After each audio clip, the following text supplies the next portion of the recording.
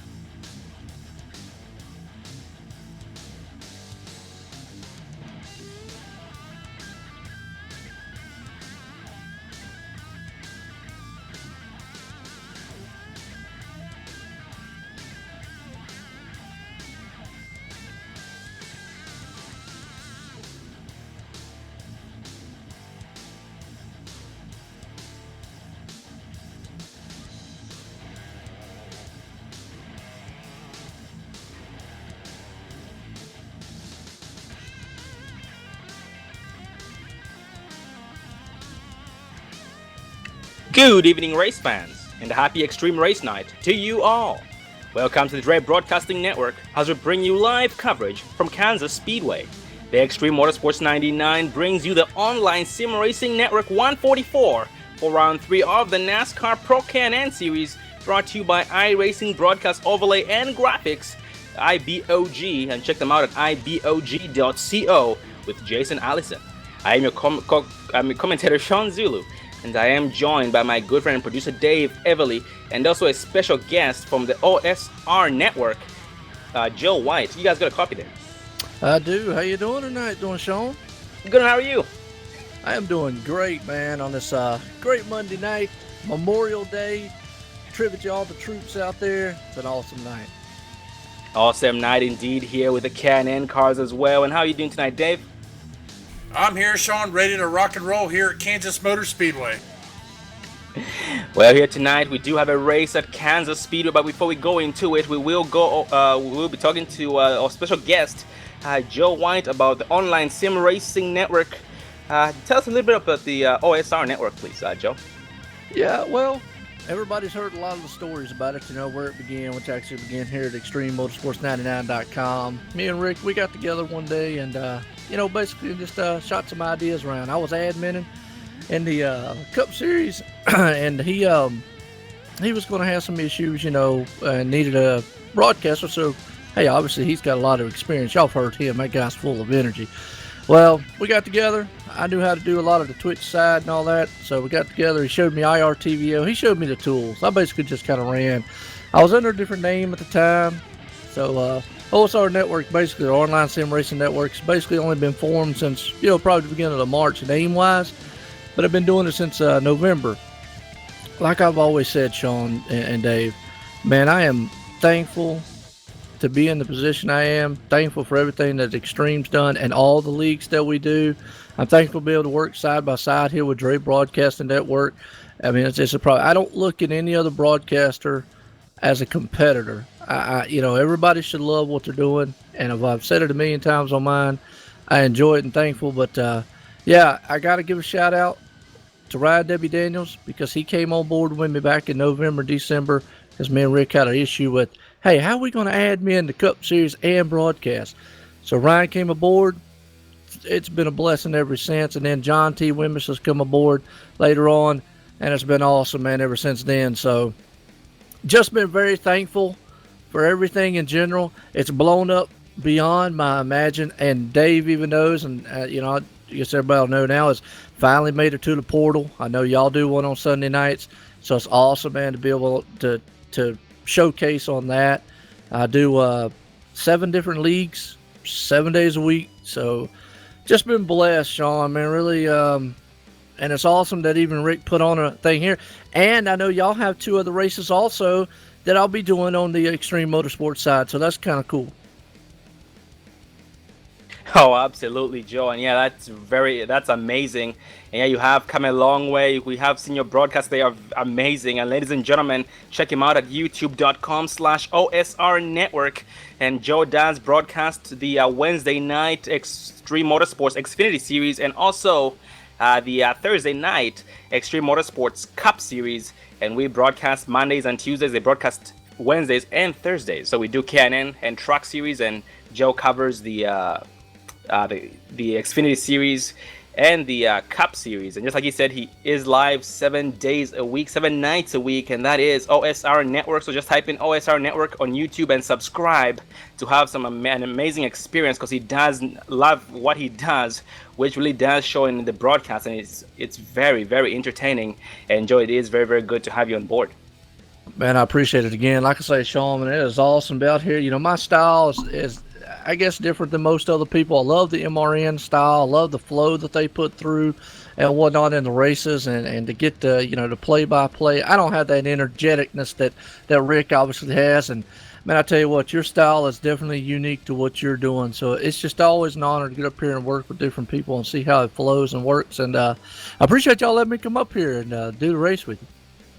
Oh, absolutely, brother. It is very, very good to have you having a different point of view of broadcasting. Just like you have said, you are unique. You have your own way of doing things, and it definitely is very, very interesting to learn a different way and just have a different perspective of viewing things. And Joe, is there any way to reach you for anybody out there who would like a race broadcast? Sure. I mean, you can get us on our website. There's a space there to contact us, onlinesimracingnetwork.com. Look us up there. Obviously, Facebook, OSR Network on the Facebook page. You can look us up there. You can definitely get a hold of me in that area. It comes straight to, always, my phone is kind of always glued to my hand, so to speak. So, yeah, anybody can get a hold of me that way. Oh, 10-4. And ladies and gentlemen, once again, onlinesimracingnetwork.com, youtube.com/OSR Network. Make sure you subscribe so you can get notified every single time he goes live, every single night. He broadcasts 7 nights a week. So you guys have unlimited entertainment coming to you live from different racetracks, different machines, and different leagues, and pretty much different people. So you guys have a little bit of everything. Well, going to tonight's race here, we are racing at Kansas Speedway. Well, Dave, tell us a little bit about tonight's race, please. Well, Sean, we are, as you said, at Kansas Speedway. It is a 1.5-mile oval. Right now, the temperature is 78 degrees with a track temp at 78 degrees. Partly cloudy with the wind north at 2 miles an hour. And as usual, the drivers do have a 50% fuel limit. So they will be pitting at least twice in order to be able to make it all the way for 144 laps. And this track is a very, very fast track after coming from Atlanta Motor Speedway last week with the 64 of Cody McFadden bringing it home. 03 John Kitter second, 65 Marty Ray third, the 12 of Damian Crump fourth, and the 34 of David Schneer did round up the top 5, and David Schneer did gain 17 spots overall, starting 22nd, finishing 5th, and was one of the heaviest chargers all night long. Well, as we speak here, Joey, do have these guys currently gridding up. Please go over our top 10 for us, please. Top 10 right now. We're sitting. I'm showing Ralph Vander Voors, is that right? That's right. All right, good deal. Travis Pryor sitting second. David White third. Ty Gibbs, we all know who that is, sitting there in fourth. Waylon Williams sitting in fifth. Cody McFadden sixth. James Peterson seventh. Andy Starcher is eighth. Hunter McDaniel ninth. And Damian Crump rounds out your top 10. And that 97 of Garrett Robinson 11th. 25 of Christopher Clanton, new driver here to the series. We haven't seen him the last two races, but he is here tonight, 12th. 86 of Adam Eisenhower, 13th. The 31 of Andrew Riley, 14th. The 2 of Taylor Gray, 15th. 40 of Joshua Gillen, 16th. 88 of Brandon Slaw, 17th. 34 of David Schneer, in the 19th place or 18th place spot. The 19 of Timothy McBrayer, 19th. 65 of Marty Ray, 20th, and that does round up the top 20. Well, we got 21st in place right now sitting. We got Ken Lade sitting right there. Then we got Eli Green, I hope I pronounced his name right there, sitting at 22nd. Don Kidder Jr., 23rd. Brian Watzerman, 24th. Dennis, I'm going to say Jermaine, sitting 25th. Tommy Massey, 26th. Michael Snow, 27th. Leonard West on 28th. And James Eisenhower, 29th. Gary Walbach rounds at the 30th. And the very last person, Benjamin Schultz, 31st. Yep, and tonight we do have a 31 car field here with the Pro Can-Am Series of the Extreme Motorsports 99 at Kansas Speedway for 144 laps. And joining us once again in the booth is Dave Everly and Joe White from the Online Sim Racing Network, as tonight's race is dedicated to the Online Sim Racing Network, entitled Online Sim Racing Network 144. Check them out at onlinesimracingnetwork.com. Well, going here, they do enter turns number 3 and 4. These guys are going to be going green for the first time, this time by being led by the 66 of Ralph Vander Forst, 59 David White on his rear end, 81 Travis Pryor, 20 of Ty Gibbs on the outside, and the pace car does dip off. The 66 of Ralph Vander Forst still holding pace speed, and he's still holding pace speed. Yes, the green flag does fly. They all put it down. The 81 of Travis Pryor gets a better start than he did. And right now the 20 of Ty Gibbs goes down to that bottom lane, almost gets rear-ended by the 64 of Cody McFadden, but no harm done. 59 of David White, third in the bottom lane right now, trying to just get up to speed to catch those leaders.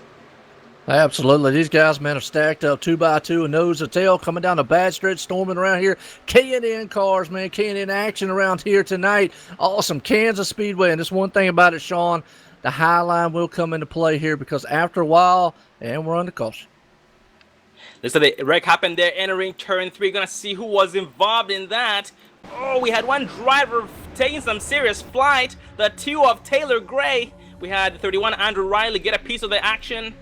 Let's back it up and focus on the 2 of Taylor Gray on replay. Well, as we go to the replay, we are going to focus on the 2 of Taylor Gray. Looks like it started with the 31 of Riley.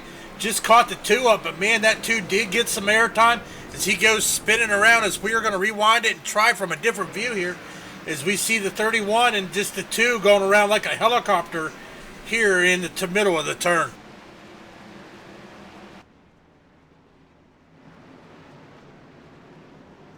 Well, Sean, I'll tell you, it's early caution. And what I was going to say right before that caution was right fast was the fact that Kansas Speedway normally is a one-groove racetrack. And what will happen here is, now, I'm not so much sure about the K&N style cars. I know with the Xfinity and the Cup, it becomes a one-groove track. So that high line is going to play dividends. But if you have good tires, getting past the guy in front of you early, that's what you want to try to do. Oh, absolutely. And we do see these drivers, when the green flag flies for the first time, they do try their best to make the best out of their tires to take away as many spots as they can before those tires start wearing out. But once those tires start wearing down, the race does change. Yeah, absolutely. And over time, and that's what I found out, because we ran 2 races last week, Xfinity and Cup. Last week here in ExtremeMotorsports99.com, and I'm going to tell you, after a while, the guys with new tires, they try to storm around on the inside and try to get everything they can. The problem is, it only took a couple laps, and boom, it was over. I mean, if you was not in front of the other guy in front of you, you forget about it. And we saw a lot of accidents happen that way, Sean, and I think we're probably going to see a little bit more tonight, too. Oh yeah, it definitely is to be expected with a track like this. And I also noticed these guys during practice. Yeah, they were running the high line for the most part, the inside for the first 2 to 3 laps. But then they had to change their race lines starting from lap 4 and onwards. And if they did end up staying on the bottom lane there after lap 4, they did end up getting sideways and smacking the wall off the exit of turn 2. So yeah, definitely gonna be keeping an eye on that tonight. And these guys will be on their toes for sure. Well, absolutely. Want to welcome all the viewers out there too, Sean. Man, we got several of them out there. Looks like a couple of them out there that obviously, they come back week in and week out here, and they watch y'all. They watch, like I say, the OSR Network. They watch Dre broadcast. The dedicated viewers. That's what it's about. Coming out here under the lights, Kansas City Motor Speedway, folks. I'm up here with Sean, and Sean, I gotta say it, man. One time, I call her Shula for some reason. I don't know where I got that from, but I tell Dave that all the time. Well, Joe, that could be my nickname. I don't mind it at all. Yeah, that's what I'm saying. I'll be up here talking to Dave, and I'll say, what's Shula been up to lately? And look at that, Joe. We already back to 1 to green. That was the quickest caution I have ever seen. And these guys already entering turns 3 and 4 and going green for the second time. Holy cow. Absolutely. We got Ralph Vander up front with that 66 machine looking very good. He's on the inside at 81 right there on the outside. The 2x2. That pace car is about to set to take off down the pit road. We're about to set to go back green flag racing here again under the lights. Kansas City Motor Speedway. K&N series here, folks, as they storm off into turn number 1. Sean, listen to them motors just roar off into the turn. Now that is a very, very beautiful sound indeed. All these machines combining and making it even louder. These guys having different shifting points, which makes it even more amazing. And further back in the pack here, we have another caution here on lap number 5. We're gonna see who might have been involved in that one and try and back it up here if we can. Oh, we have the 86 of Adam Eisenhower on his lid, taking some serious flight as well. That actually happened up in front of him. It involved the 34 David Schneer, the 4 of Michael Snow. Let's go and replay and focus on the 19 of Timothy McBrayer. Yeah, it looks like that started with the 34 and the 19 making contact in the turn. The 19 got spun, the 34 back out in. The 4 had nowhere to go, the 78 nowhere to go. The 34 rolling down the track, almost making it through the catch fence there, as we are going to watch him flying through here. So he went for a heck of a roll. I guarantee he's got to be dizzy. Yeah, absolutely. Well, I'll tell you right there, we're in the caution number 2, and that's the thing about here at Kansas. It's going to bring some cautions, but hey, cautions bring cautions. You know that. I know it. Everybody out there in the chat knows it. It's awesome. Hey, like I said again, want to appreciate everybody coming out tonight. I know Dave and Sean do, because hey, it's Dre Broadcasting, and we're here live. YouTube, check it out. Hit a like. If you don't like it, well, too bad. Oh, absolutely. It's going to be very, very difficult not to like this. Some great side-by-side action. Hopefully, once these guys get used to the track here, we're going to be seeing a lot more racing, because last week at Atlanta, we did have a lot of amazing racing there, Joe. And we also saw a lot of drivers flying and doing the helicopter, like Dave calls it.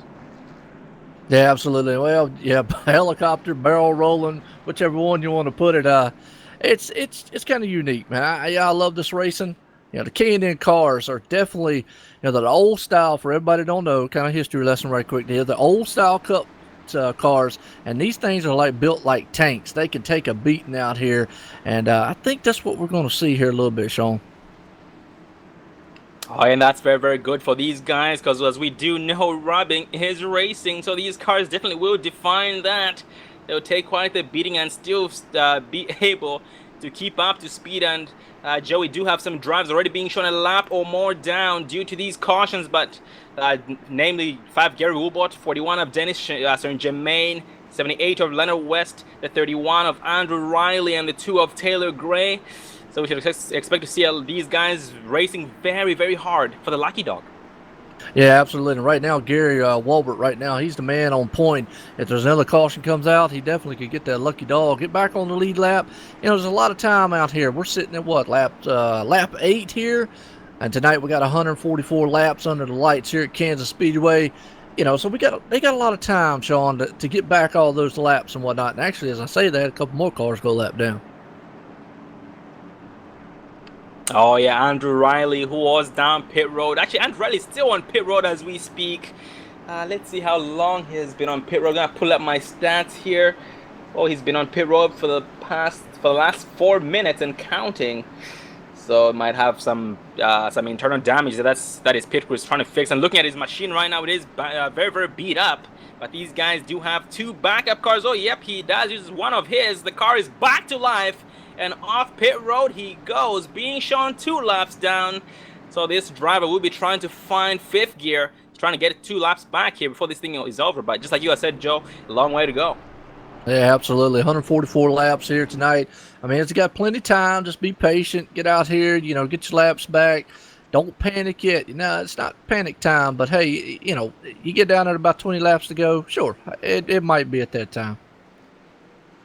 Oh yeah, and these guys do have to also keep in mind that they do have a 50% fuel limit, so they won't be able to finish tonight's race without pitting in at least once or twice.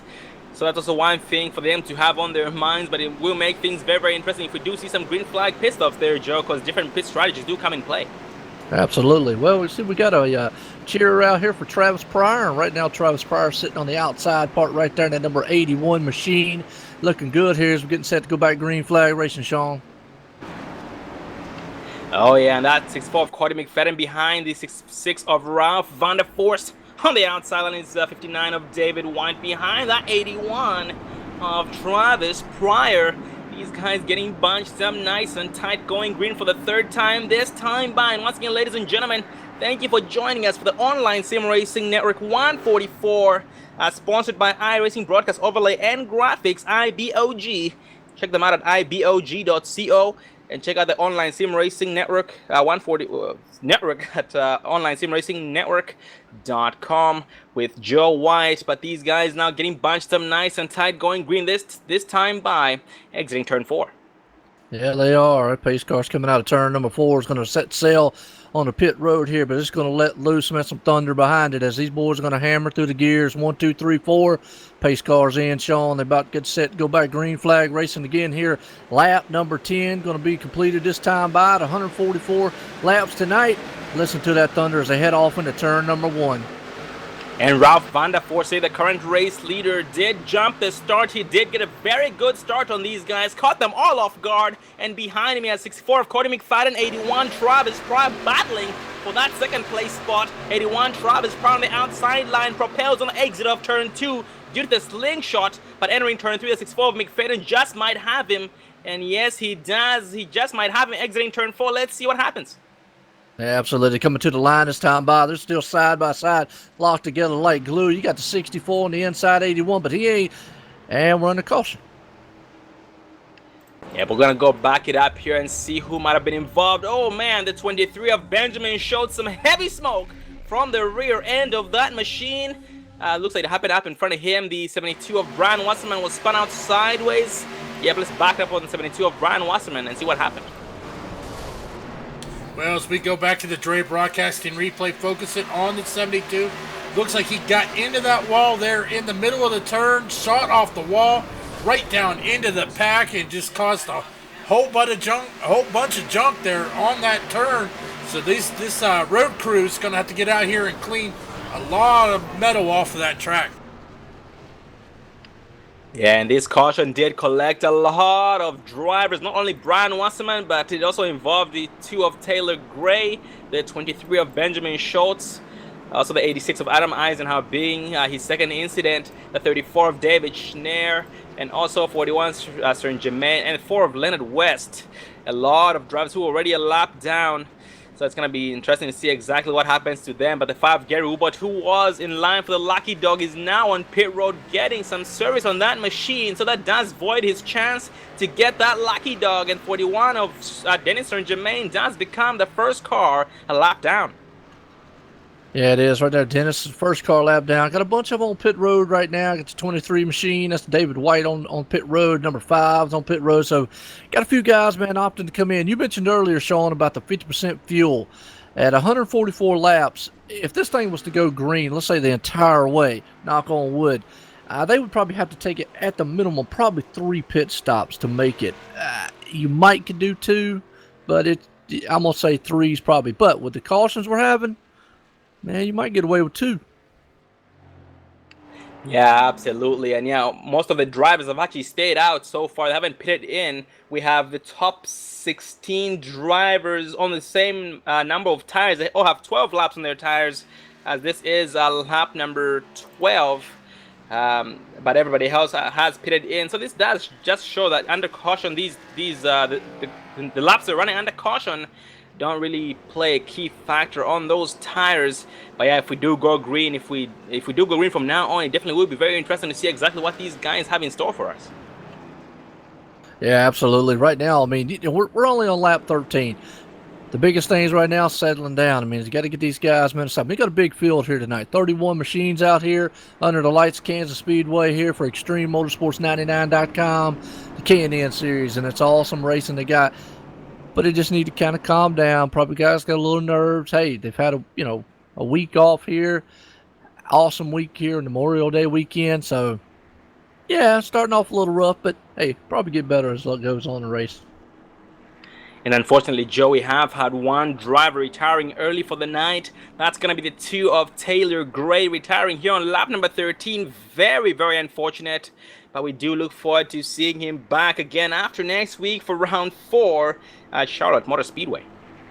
Yeah, absolutely. Charlotte is an awesome track, and that's definitely something that, this is ran the Coca-Cola 600 here. And Charlotte, actually, I'm only about 50 minutes actually from Charlotte in real, so huge track there, awesome track. Everybody likes it. Dave said earlier it's one of his favorite tracks, so I know he's up there. He's probably smiling, ear to ear. I just wish I was out there racing with him, Joe. I love that track. It's a challenging track, but it's fun and fast. Absolutely, man. And we are now back 1 to green here on this restart. We have the 66 of Ralph Vanderforst in the lead with the help of the 81 of Travis Pry on his rear end. 64 of Cody McFadden on the outside with the help of the 12 of Damian Crump. And look at that, Joe. We have one driver here new to the top 5, and that's the 12 of Damian Crump. Yeah, looking very good right there, man. And that number 12 machine out there. He's going to start this off in 4th place here. He's got the 81 there. Travis Pryor, who's got a fan club out there in the chat. So Sean going to look good here as these motors fire off into turn 1. We get set to go back green flag racing. Oh yeah, these guys are gonna be trying their best not to get caught off guard like the last restart. Vanderforst did jump the start. He did catch them off guard. Let's see if they're onto him, or maybe he changes his strategy because they might be onto him. But here they do exit turn 4. This time by the Pacers lights are turned off. It takes a left off the racing surface. 66 of Ralph Vanderforst still holding pace, but he jumps the start. He does catch him off guard. 64 of Cody does see it coming. 81 Travis Brown is inside and already battling second place spot before turn 1. The 12 of Damian Crump on the outside line going to be overtaken by the 57 of Hunter McDaniel coming out of nowhere with the 19 of, that's going to be the 59 of David White on his rear end.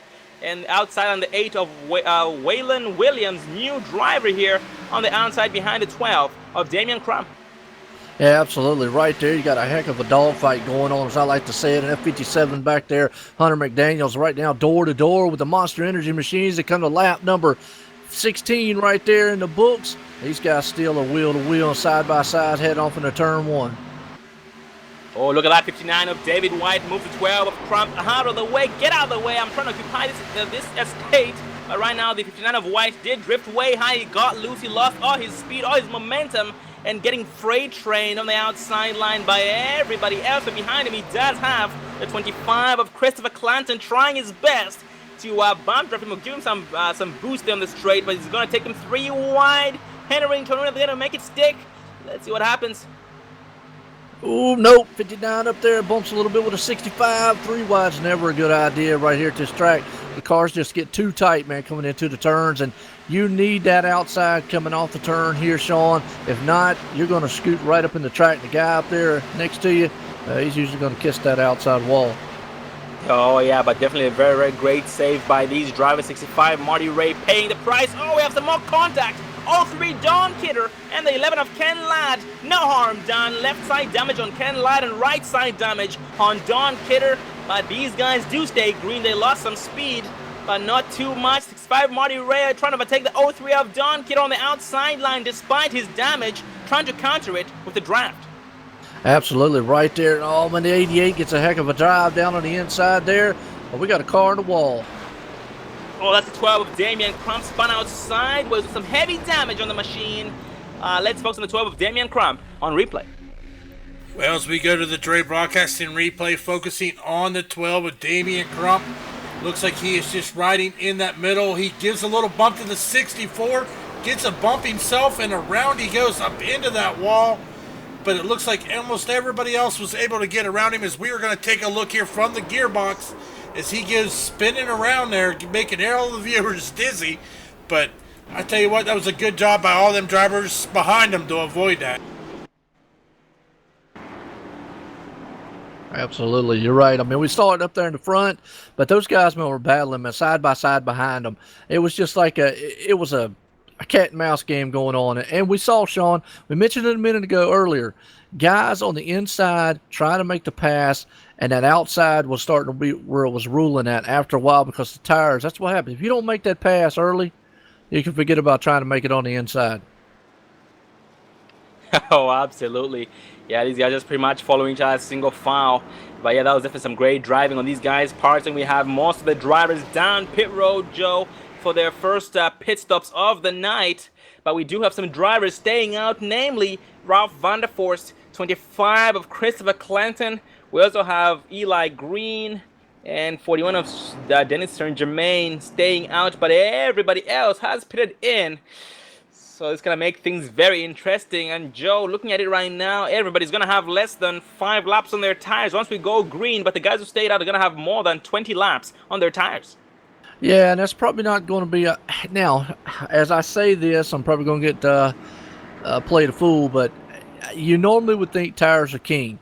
The thing about it is, though, this track after a while becomes a one-groove track. Very hard to pass. Even with the good tires, you still need that momentum to come off the turn. So, we've seen some strategies last week where this paid off.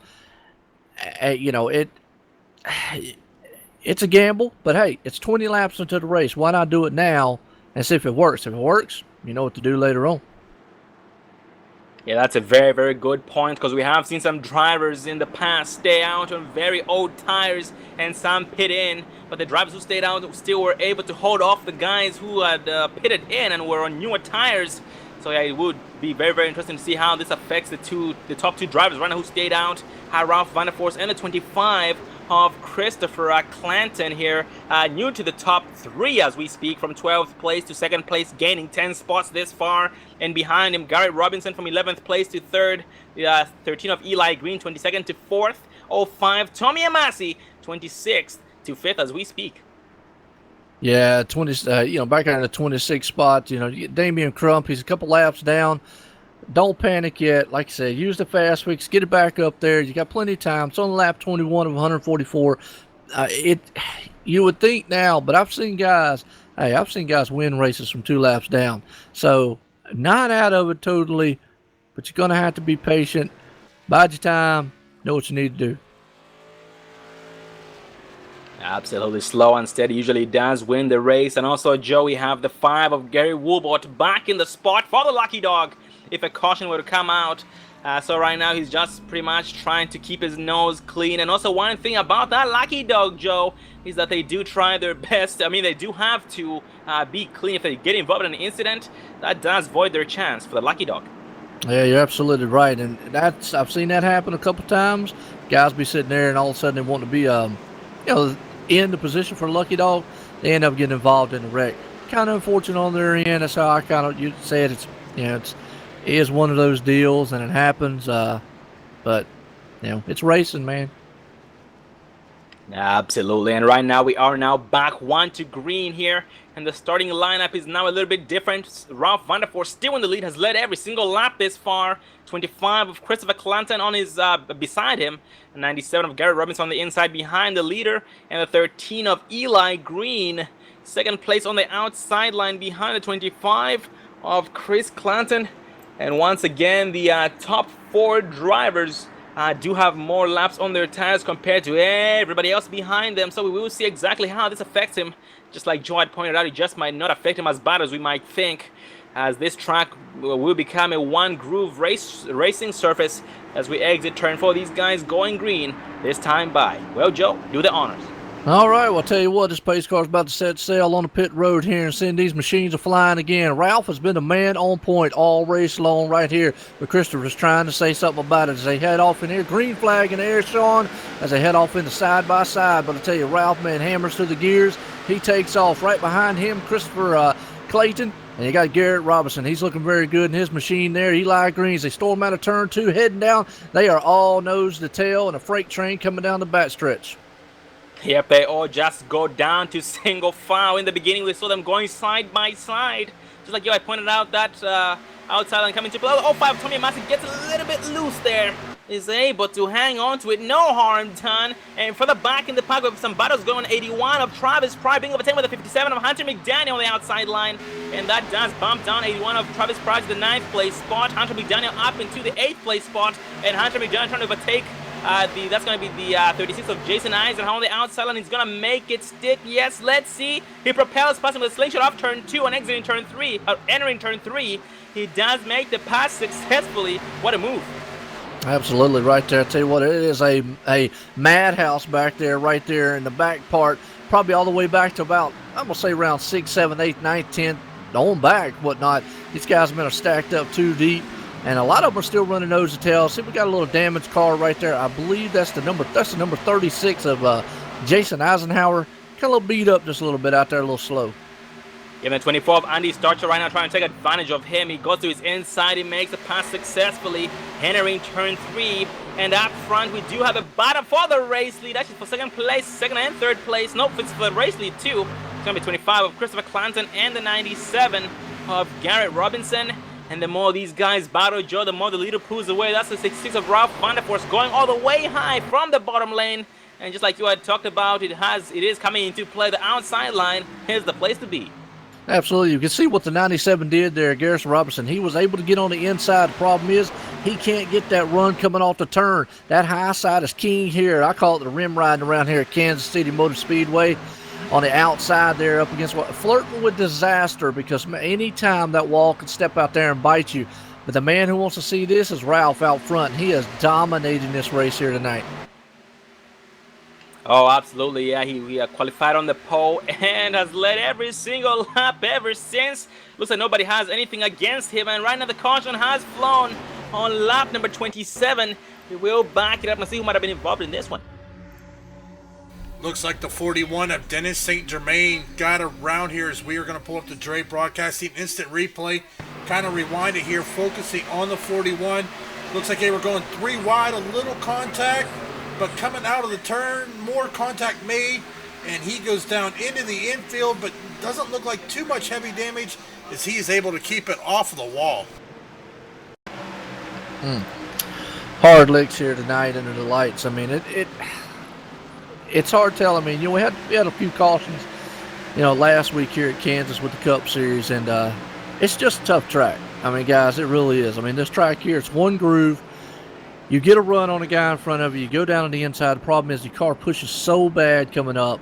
And here's the thing. I know we've all probably raced.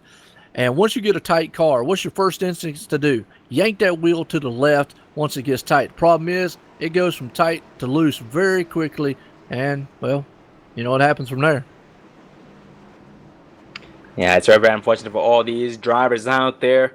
But the 66 of Ralph Vanderforce having a ball, just pretty much staying out. And now he has 29 laps on his tires, both he and the 25 of Christopher Clanton. And just like you had said, Joe, it came to life. Him staying out on older tires with the 25 of Chris Clanton did not affect them whatsoever. And those guys for the back in the pack were actually losing time to him, to both Ralph Vanderforce and Chris Clanton. So yeah, it has been proven the tires here at Kansas Speedway are not the most important thing. So it definitely will be very interesting to see exactly what these guys have. And 41 of Dennis St. Germain on pit road, getting some damage fixed, getting 4 tires with a full tank of gas, getting set for the next run. Yeah, absolutely. I'm sorry. Go ahead, Dave, man. My Well, I tell you what, Sean, though, these two guys out front with running about 29 laps on their tires, but you got to take note of who's sitting in the third position. That's going to be the 57 of Hunter McDaniel, as we seen him coming through that field in a hurry, making those passes. So this is definitely going to shake up his restart, as he has only got right about 11 laps on his tires since the last time he went down and got some fresh stickers.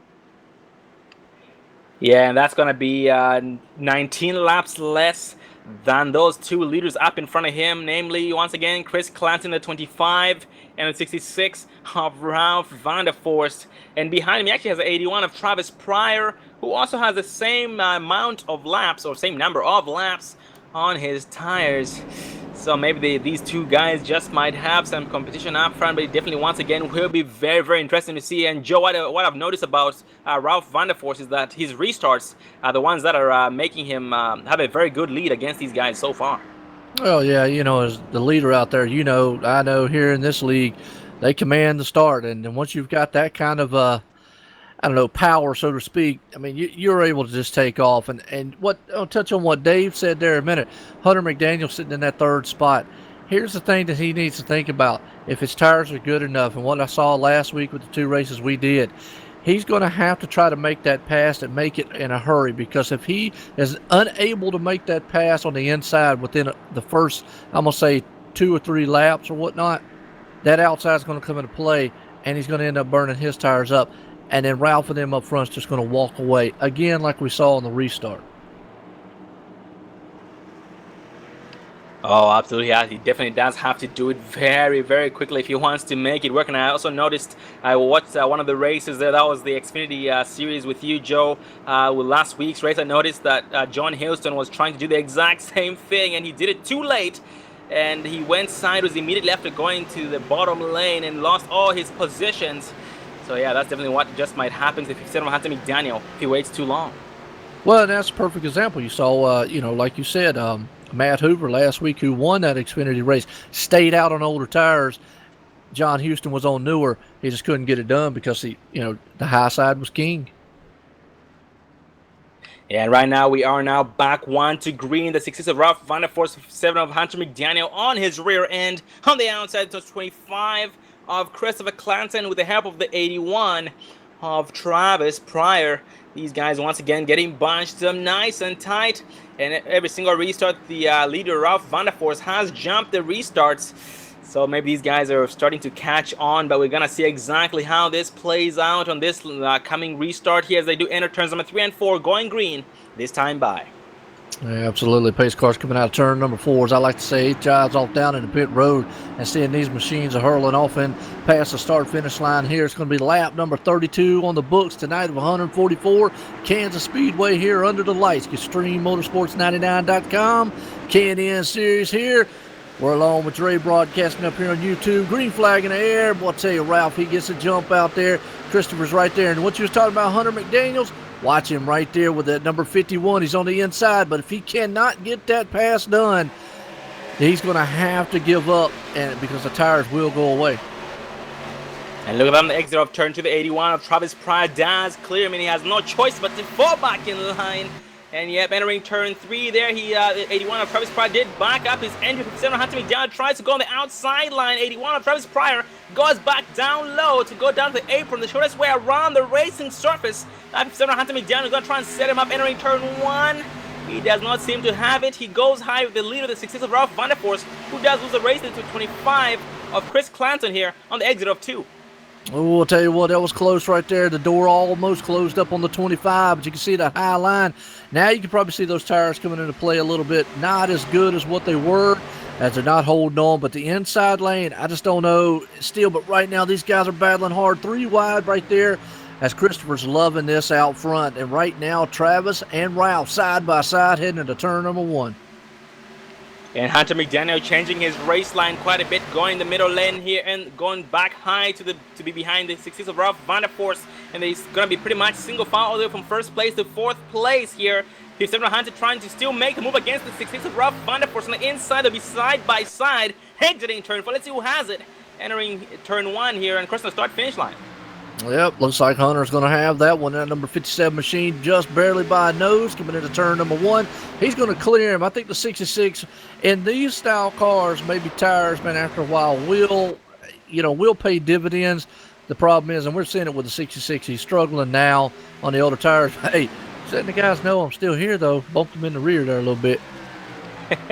Yeah, and the good thing about the outside line, Joe, what I like about it is that you do, even though it does seem that you're slower, which you might be because it is the longest way around the racing surface, you still do get those slingshot off the turns, which is a benefit.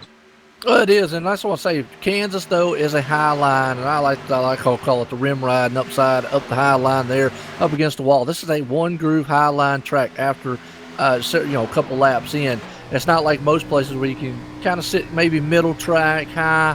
This one here is purely pretty much the high line's the way to go after a while. It's just you cannot stay down low. And and I know in theory, hey, look, the shortest way around the track's down low. The problem is, though, the tires just won't hold up. Yeah, absolutely. You do burn up those tires, and once you do that, you will become slower. So you're better off being a little bit slow on the outside line, but then set yourself up for the long run because you do end up saving tires. And unfortunately there, Joey had the previous leader, that was the 25 of Chris Clanton. He did disappear. I'm not sure if he was having some technical difficulties or some connection problems, but that did give the race lead over to the 81 of Travis Pryor, 57 of Hunter McDaniel second, and Ralph Van der Forst third. Yeah, it is. Travis out front right there. And hey, out there, Pat T out there in the chat, well, she's cheering on the Cool Breeze, man. Travis Pryor's in the lead, leading this one tonight here.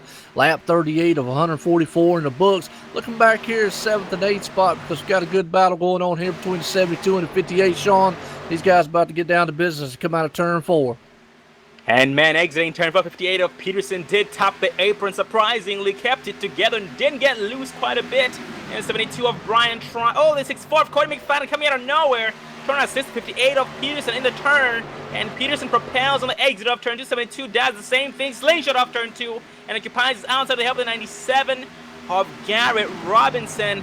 Let's see if 58 of Peterson makes the pass successfully. Yes, he does. Entering turn 3, it looks like the 72 of Brian Wasserman did back up to let him by. Yeah, it is.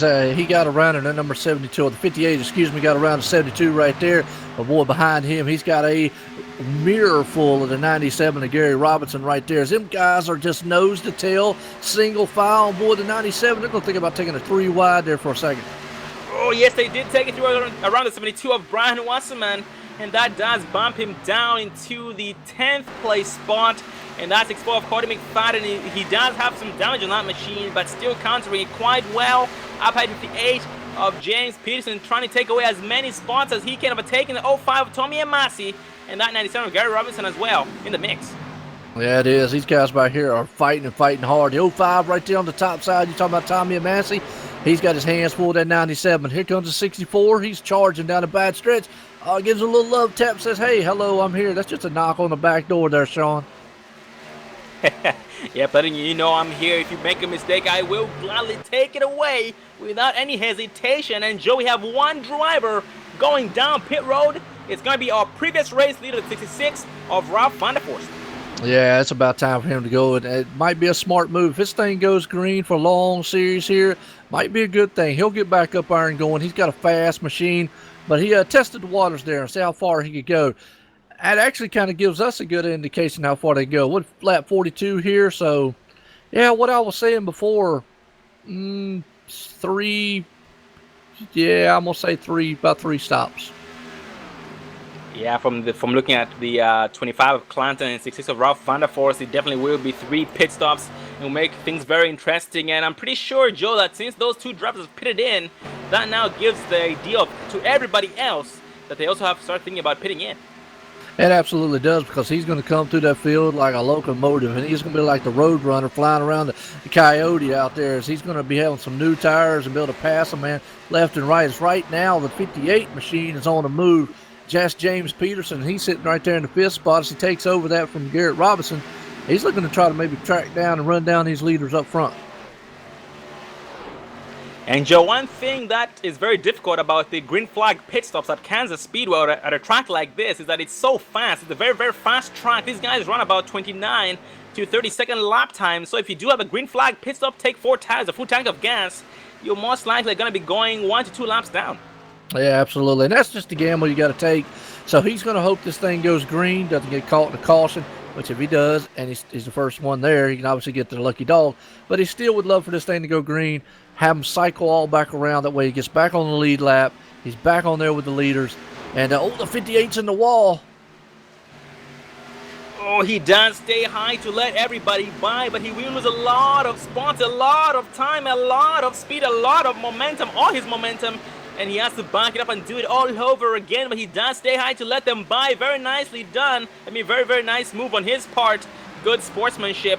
And he most likely will be trying to pit in because he does now have some damage on that machine. So most likely going to be going down to get a new, brand new car. So he can be back out here with these guys and trying to take back what was rightfully his, which was all these spots. He just went from 5th place to 9th place, and he has one driver behind him applying pressure. That's 65 of Marty Ray. Yeah, he, I mean, good sportsmanship like what we talked about.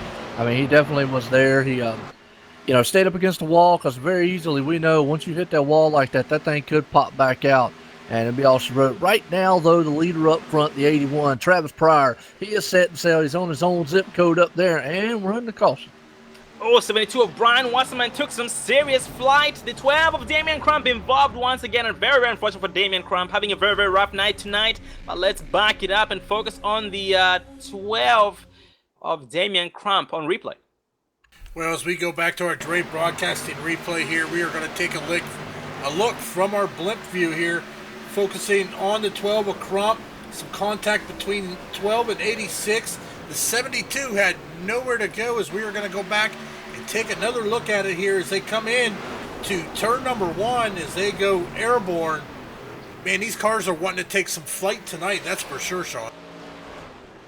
Definitely does bring back some memories from Atlanta Motor Speedway. We saw 58 of James Peterson take some serious flight with most of the other drivers as well. Yeah, that puts us under caution here tonight. We're going to be at lap 49 of 144. We're sitting out here. We've got a pretty good viewer base out here. Want to welcome everyone here tonight under the lights, Kansas City Speedway, ExtremeMotorsports99.com, K&N Series. And I want to thank, Sean and Dave for letting me be up here in the booth with them. Normally on Monday nights, I'm doing somewhere else, and I'm off, just off in La La Land usually. But, hey, had the night off, came up here. They putting on an awesome race here for the K&N Series. Great. Hey, guys, go out there, man. If you haven't hit a sub and a like for Dre Broadcast Network, what you waiting for? I mean, really? I don't... Come on now. And ladies and gentlemen, this is Joe White with the Online Sim Racing Network. Check them out at youtube.com/OSR Network, or just type it in the YouTube search bar, OSR Network, and hit the subscribe button. As he is live 7 nights a week, so you guys have unlimited content coming to you live from different race surfaces or different racetracks and different machines with different drivers, so the excitement always stays high every single time. And looking at it right now, Joe, everybody has gone down to pit road for some pit stops, so we do have one driver. Actually, we have 4 to 5 drivers with over 20 laps on their tires, namely Dennis St. Germain, we have David Schneer, Leonard West, Benjamin Schultz, and Adam Eisenhower. But most of the guys I just mentioned there are a lap or more down. Yeah, absolutely. And right now, Travis Pryor is still the man out front. So you're right. Everybody wants to go down and get some tires now. Why not? It's under caution. You might as well. Have been out here for quite a while. So, under green flag's one thing. But it's like I said, we're going to be on lap 50 of 144. If we go through it, I'm going to say it again. I've said it before. If we get on a long green flag run, hey, you probably only have to take 2 more pit stops. Maybe you can gamble on that last pit stop, and tires might be able to last. I tell you what, Joe, I just noticed something. I think the 81 of Travis Pryor is playing a little pitch strategy, as it looked like the 11 of Ken Ladd beat him off pit road. Maybe Travis let him win the race off pit road so he can get that inside line there behind the race leader. I don't know. I don't know if maybe he just had a slower stop or if this is part of his strategy. He could have took 2 tires. I didn't check his pit stop out there. I don't know if Sean caught a glimpse of it or whatnot there when Travis and Ken went in there, but definitely something to monitor. Another thing we was talking about too, though, track position. It's king here. I mean, we can't sit here and reiterate it. Like I said last week, the Xfinity race, It was won here in Kansas by track position and a pit strategy call.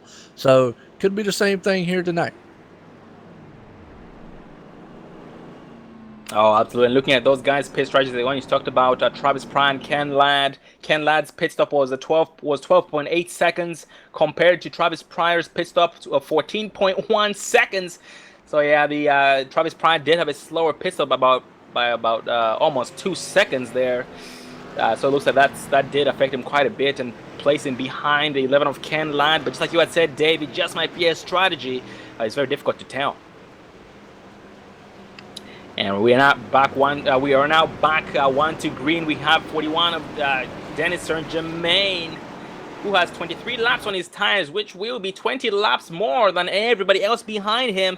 He does have the 81 of Travis Pryor behind him. On the outside is the 11 of Ken Ladd and the 57 of Hunter McDaniel here. Gonna be going green this time by. These guys getting bunched up nice and tight. And Joe, a status check on our previous race leader, the 16th of Ralph van der Forst, is currently being shown in the 18th place spot, the last car on the lead lap. Yeah, that's what I'm saying. He was patient. He was able to get back on the lead lap. That 41 up there has a little damage. Keep an eye out on him. I know he's the leader right now, but let's have to see how this restart goes. Yep, he does have some damage on the left front of the machine. Here exiting turn 4 this time by. The pace car will be taking the hard left off the racing surface. And the green flag will fly, and the pace car leaves the racing surface. 41 of Dennis Saint-Germain still holding pace speed. Everybody getting bunched up nice. And 11 of Ken Ladd getting too close for comfort. The green flag flies. They all put it down. The 81 of Travis Pryor gets a better shot than the 11 of Ken Ladd. 41 of Dennis Saint-Germain does miss his shift, but that doesn't affect him too much at all. The 81 of Travis Pryor trying to move him out of the way, trying to occupy his inside line, but he won't move. He drifts high, and 81 of Travis Pryor just might occupy his inside. Absolutely, 81 trying to fire back there on the inside of the 41 there of Dennis. He's looking on the inside. That 41's on the outside. He's got the preferred line, but here comes the 57. Boy, Hunter McDaniel. He is putting it 3 wide, coming out of turn 4, coming down to this time to the straight. We got a wreck in the back. Oh man, that was quite the that was some heavy contact. The 24 involved in that. That's going to be Andy Starcher. Heavy damage on that machine. It's involved him and the 03 of Don Kidder Jr. Let's back it up on the 24 of Andy Starcher on replay. Well, as we pull up the Dre Broadcasting replay, focusing on the 24 of Andy Starcher, as he comes out of the turn, looks like might have been a little bit of netcode there. Looks like it was between him and the 03 machine. Not quite sure, but that got him up into the outside wall, spin him in a helicopter. No other cars were luckily involved.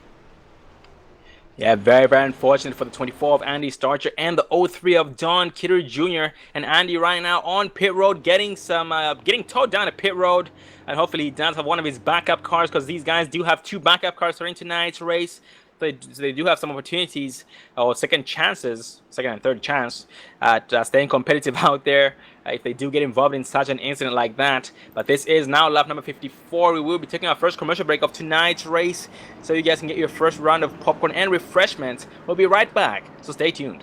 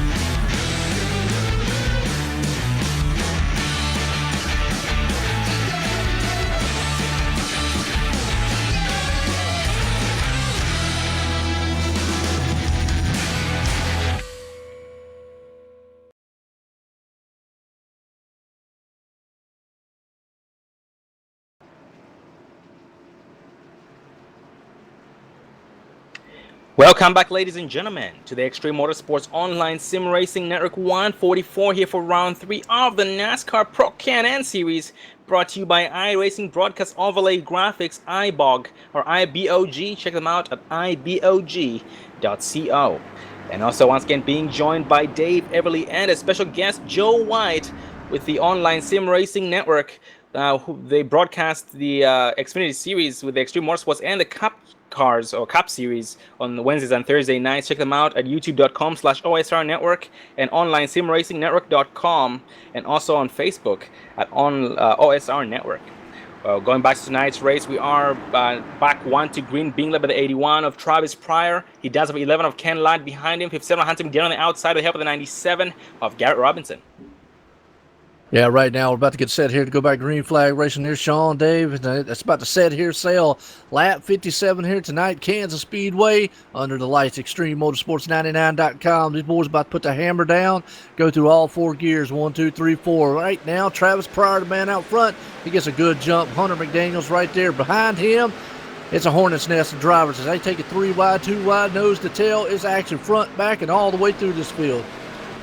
And the 11 of Ken Ladd was caught sleeping quite a bit, but he does overtake the 97 of Garrett Robinson here on the exit of turn 2. He takes a spot back, and behind him he does the 65 of Marty Ray. And early on, Marty Ray was involved in an incident that put him in the wall and had some damage, but now he does a brand new machine and back in the top 5. He's watching the battle between Ken Ladd and the 97 of Garrett Robinson, and Robinson right now propels past Ken Ladd, entering turn 1. Yeah, that's what I was talking about earlier. The high side's king here. You can see that 97. He shoots off going into the turn, but boy, 11th fighting back. Gets into the back of him, wrecking the turn. Man, hard lick. Oh man, that was very unfortunate for all drivers involved. 97, Ken Ladd gets the worst end of that deal. Let's back it. I'm focused on the 97 of Garrett Robinson on replay. Well, as we pull up the Dre Broadcasting replay, we are going to focus in on them, see if we can see exactly what happened here. We are focusing on the 97. It looks like he's running that high line. The 11 of Ken Ladd right behind him. A little bit of contact. 97 went up into the wall, turned into a helicopter there, doing a low flyby while everybody is trying to go down the bottom of the track to avoid him. But that definitely caused some high damage to his car there. As we are going to switch over to the blimp view here and watch it. That was just very minimal contact, but just enough to get the 97 of Garrett Robinson up into the wall, as there's a hornet's nest swarming by him to avoid him. And looking at it right there, Joe, it looks like Garrett Robinson was carrying a lot of speed entering turn 1, and his car started to push up quite a bit, and that did force him to lift a little bit, to lift enough to be run on by the 11 of Ken Ladd, who could not slow down in time. Smacking his left side there, his left rear, and spinning him sideways. Just like Dave had said, it wasn't too bad of contact, but it definitely was enough to put him around. Yeah, that's what I was saying, is these guys get a good run going into the turns. Problem is, if you do not get that pass done by the time you're in the middle coming off the turn, forget about it. You're usually 9 times out of 10, you're either going to slide up into a guy like we saw right there, or you're just not going to be able to make the pass because the tire's just not going to hold up.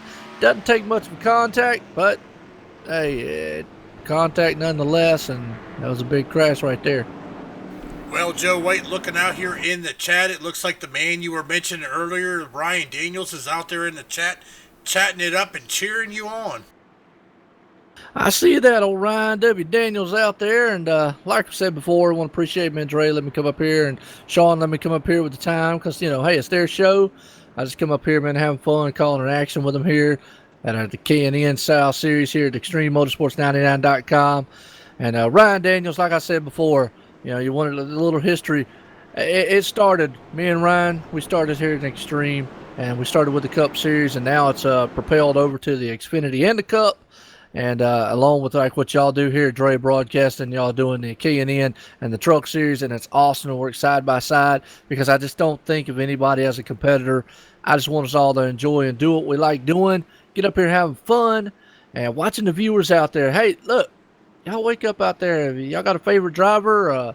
I know one person got a favorite driver. That's Pat T. She's out there cheering on Travis Pryor like no other. Well, we also got Carol out there. She was out there earlier. She's cheering on the 58 of James Peterson as we saw him get in the wall earlier. But taking a look here, the 58 of James Peterson has made his way back up into the top 5, running in that number 5 spot. Yeah, but we also have Timothy Petito.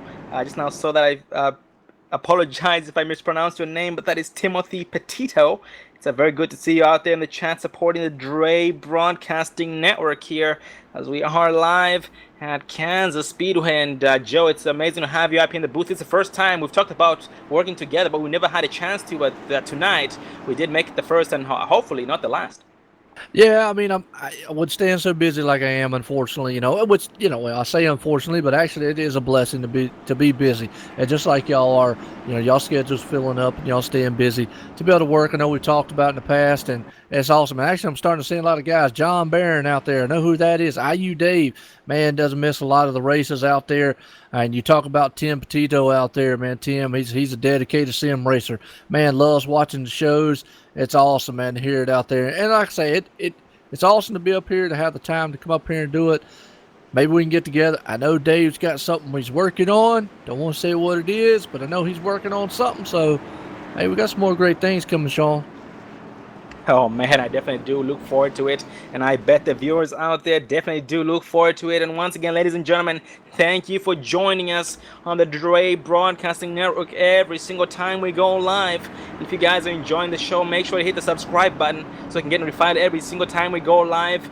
And don't forget to go to the OSR Network here on YouTube, to Joe's channel, and hit the subscribe button so you can get notified as well when every time he goes live. Just like you had pointed out, he is live 7 days a week, 7 nights a week.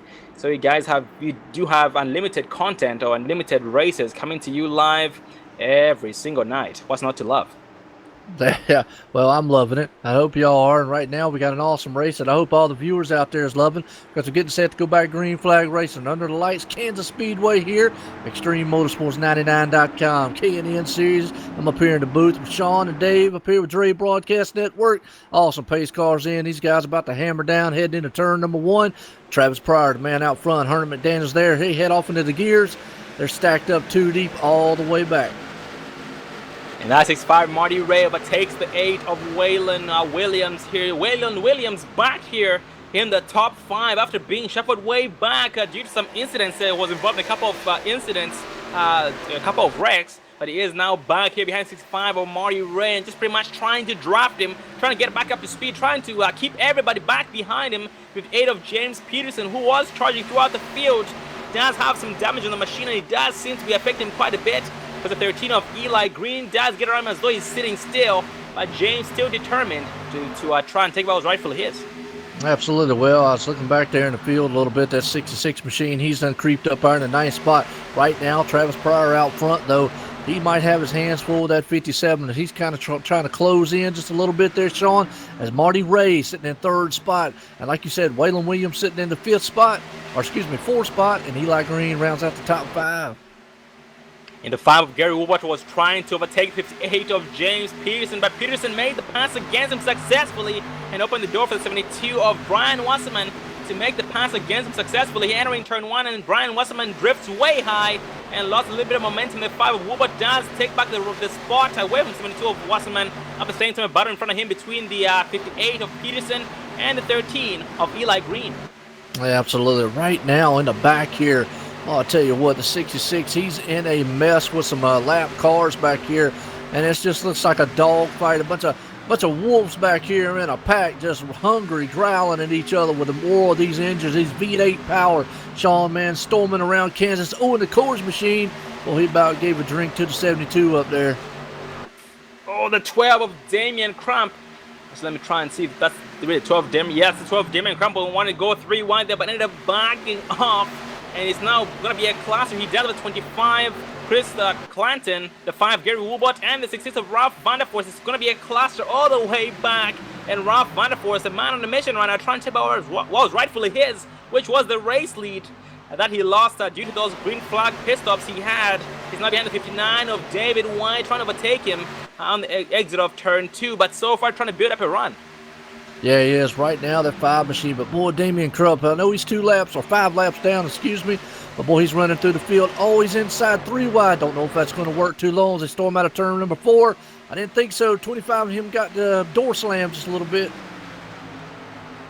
Yeah, they were able to stay off each other there, very nicely done, and this thing does still stay green. And for the back in the pack, some drivers have spoken much of tonight. 03 Don Kidder Jr. Approaching the 5 of Gary Woolbot, and behind is the 88 of Brandon Slow, being overtaken by the 24 of Andy Starcher. And Andy Starcher was involved in one of the cautions there, but he is now back out here with a brand new machine. He did get the worst end of that deal there during the last caution. Went 2 laps down because he was towing down a pit road, and is now trying his best to take back what was rightfully his, or take back as many spots as he can. But getting overtaken by the 31 of, that's going to be a 31 of Andrew Riley, and the 11 of Ken Ladd. Yeah, it is. Right now, you got a lot of these lead cars. You got 14 cars on a lead lap, and a lot of them sitting in the middle of a lot of lap down machines. As you were talking about Don Kidder, he's on the inside of the 64 there, Cody McFadden. I think that is actually a battle for position, as there's a battle in front of him. So we got 4 cars stacked up, door to door, side to side right here. So they are 2 and 2. But Don thinks better of it. He goes, well, as I say that, now he takes it back down there inside. And Joe, what I like to see is, I really love seeing what happens when these drivers, like for example 64 of Cody McFadden and 03 of Don Kidder, they were approaching a roadblock up in front of them because the drivers were battling side by side. It's just very amazing to see exactly how they handle the situations. Yeah, absolutely. Right now, though, because you can see these guys on the lap down, they're able, it looks like they're on a different set of tire management, a lot faster than the actual top guys on the lead lap. And it's giving them a fit. But boy, the 86 is in the walls. He's going to be able to keep it up there. Yep, he's able to. But Sean, you're right. Right now, it just seems like the top guys, man, are just, they're marred in traffic, so to speak. Again, the 03 of Kidder right now trying to overtake and hold off the 40. That's going to be the 40 of Joshua Gillen, currently in the 11th place spot. That's not for position, but the 40 of Gillen does get around him successfully on the exit of 4. The 11 of Ken Ladd right now is a man on a mission, trying to make up as much time as he can in the 12th place spot. Oh, we have one driver in the water, 13 of Eli Green. Is he going to stay up there? Yes, he does stay high. Lets everybody by. No harm done, but trying to get back up speed as we speak. Yeah, absolutely. And right now, the 64 machine back here and the 40. Well, you want to talk about a dogfight of a battle going on back here with Don Kidder and company. Look at these guys side by side. You know, I know we're up front there and got a lot of battling going on, but back here, these guys are just glued together just like some peanut butter sandwiches going on, and they are just not letting loose of each other.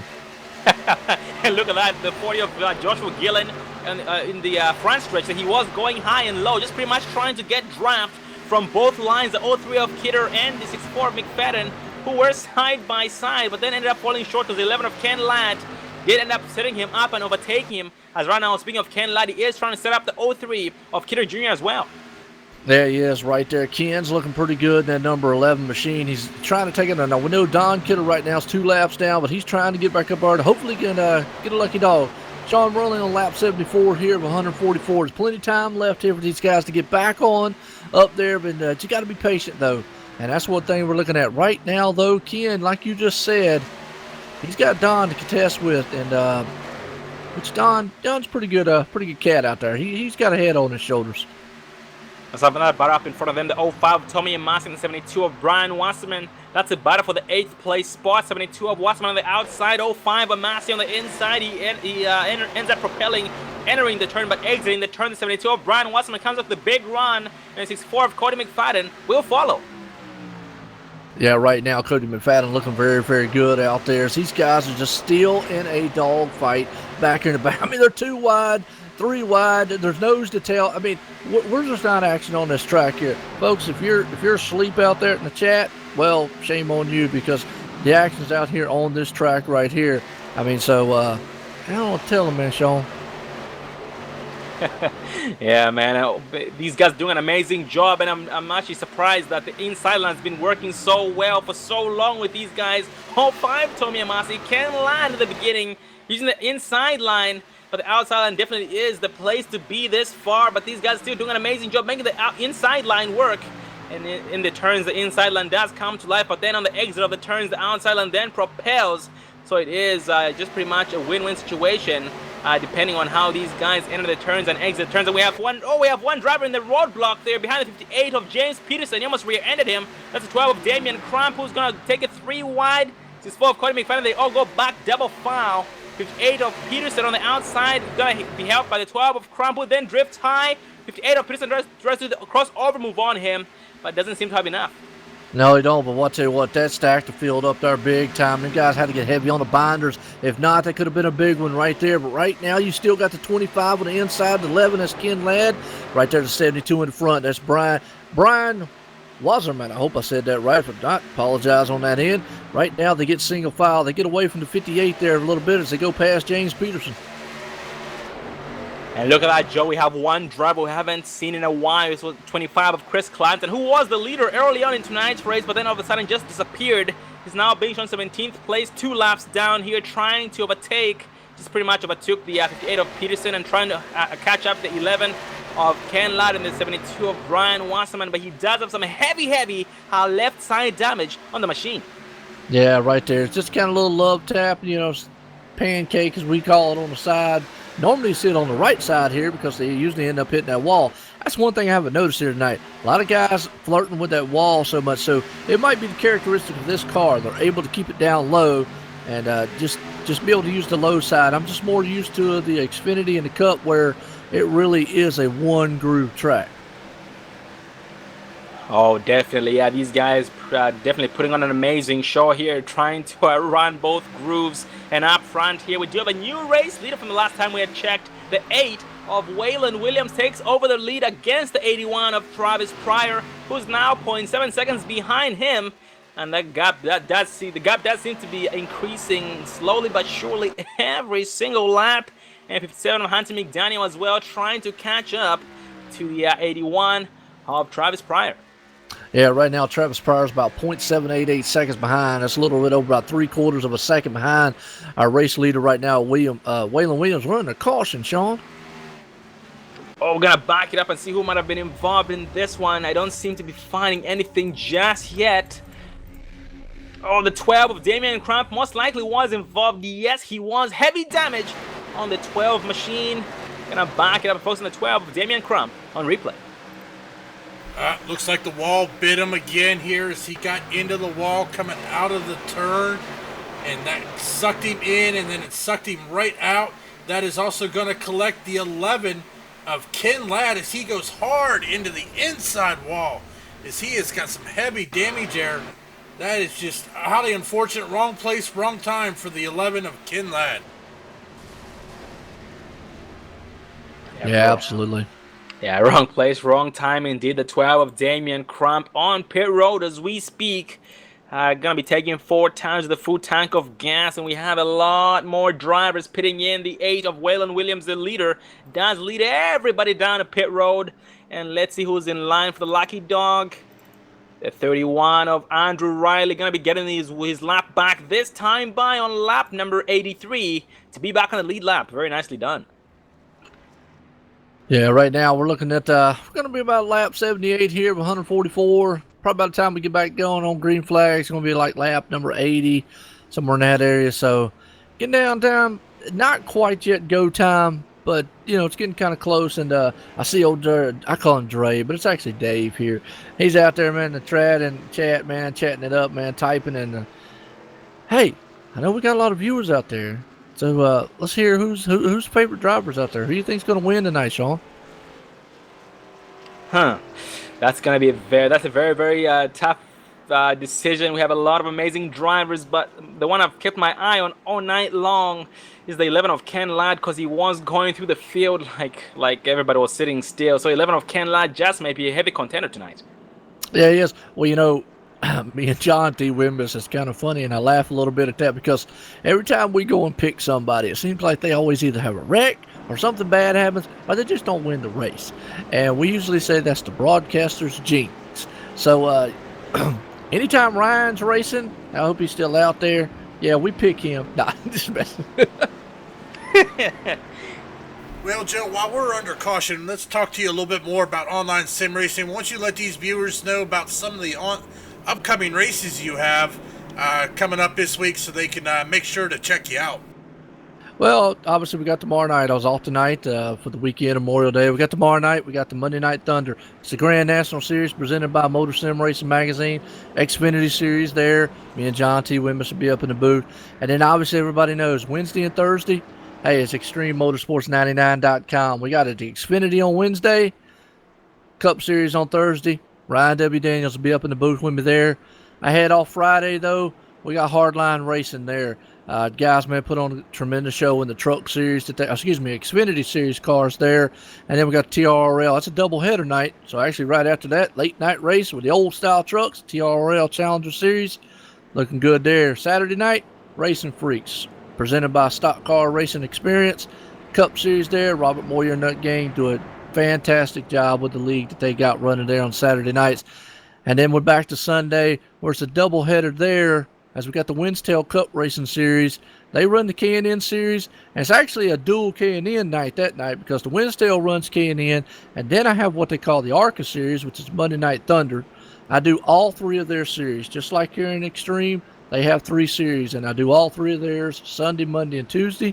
Well, Sunday night they have the K&N. We do it right thereafter. And then on Monday night, which normally be tonight, it would be the Monday Night Thunder presented by Motor Sim Racing Magazine. It'd be their Truck Series. So they have K&N, Truck, and Xfinity. And then just like here, man, in Extreme, Dre Broadcast Network, y'all doing the K&N and the Truck. And then over on OSR Network, we're all just doing the Xfinity and the Cup. So, yeah, full. And then, hey, I guess we saved the best for last here.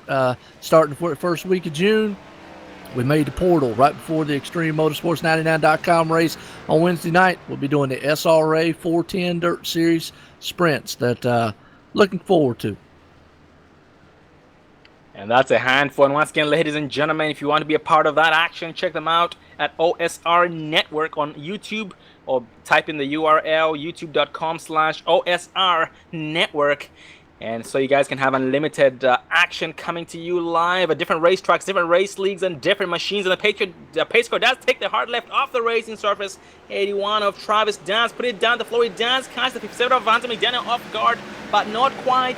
65 Marty Ray right now getting up speed. The 59 of David White right behind him, holding off the 8 of Waylon Williams.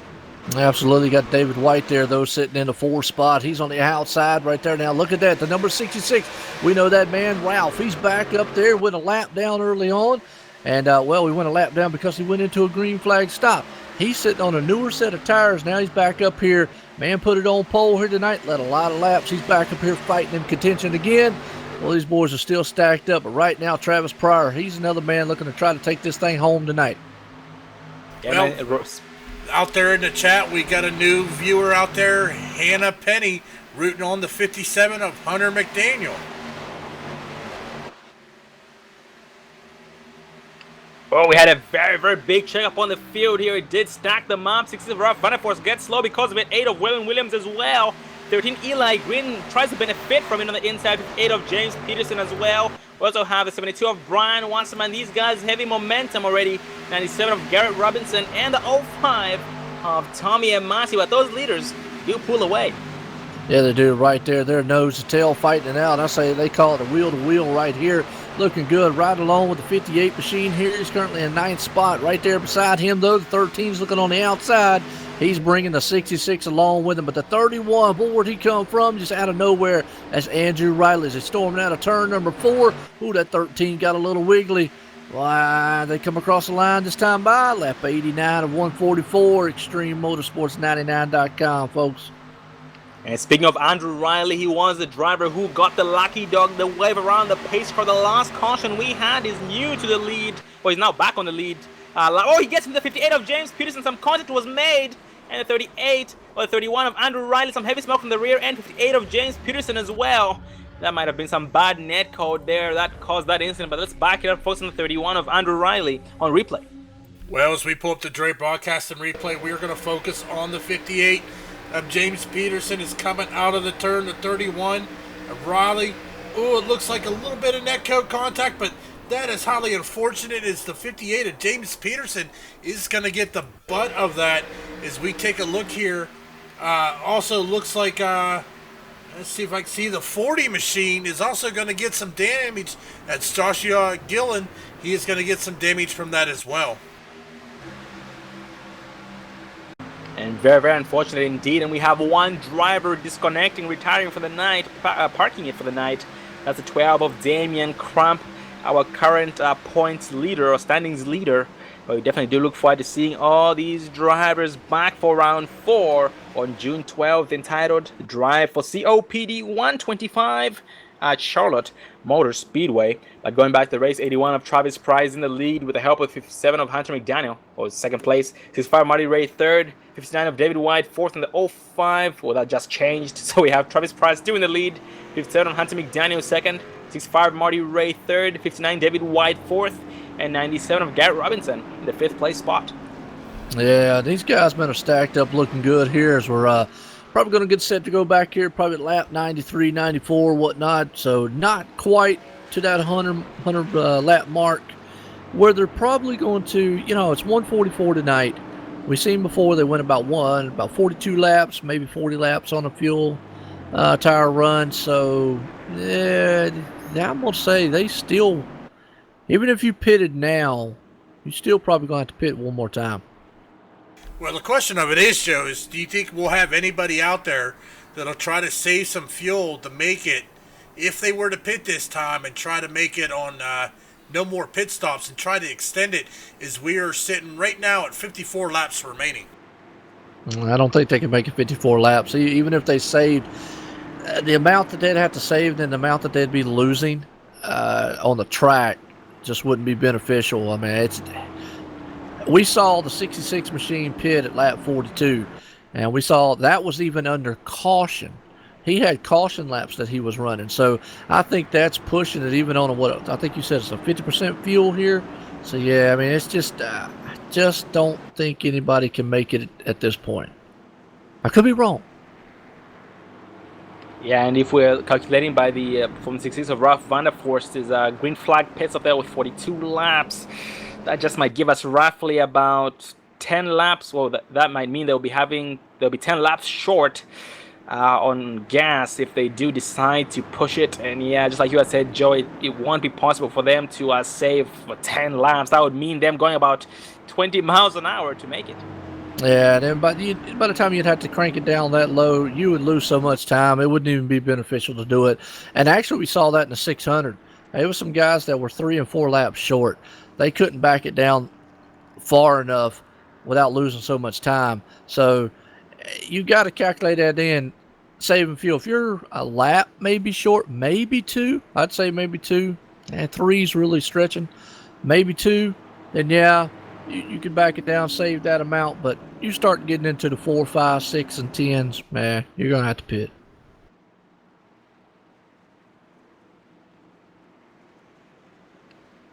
Yeah, it's going to be very, very interesting to see exactly how these guys decide to do it. And looking at my stats right now, the top 8 drivers did stay out, but everybody behind them did go down a pit road, and that would be namely from Travis Pry, Hunter McDaniel, Marty Ray, David White, Guy Robinson, Brian Wasserman, Ralph Vanderforst. All these guys stayed out, and everybody behind them did go down to pit road. And the last during this caution, we had one driver get the lucky dog. That was 64 of Cody McFadden. And Cody McFadden, last week's winner at Atlanta Motor Speedway. And tonight was starting in the 7th place spot, or 6th place position, and currently the 14th place spot. Gonna be trying to charge through the field here. He did have some bad luck in the beginning of tonight's race, but now has a brand new machine out there, trying to take back as many positions as he can to get back up in the top 5 to battle all these guys. And right now we are now back 1 to green, being led by the 81 of Travis Price, 65 Marty Ray behind him. Hunter McDaniel on the outside to help with the 59 of David White going green this time by. And once we go green, we'll have 51 laps remaining. Yeah, we will. Right there, Travis Pryor's as pace cars coming out of turn 4, going to set sail here. Travis Pryor's been a man on point all night long, but he's had that 57 machine there on his back door, man, going around here. Now, thing about it is, though, we know the leader, he can control the pace here. He's going to get a good jump off the start. Take it down through the gears here as they head off into turn 1. Yep, 81 gets a good jump. 57 right behind him. Marty Ray, like you said there, Sean, he's looking good.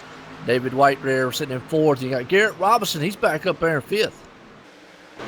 Yep, and Gary Robinson right now goes way high, way wide here in between turn 1 and 2.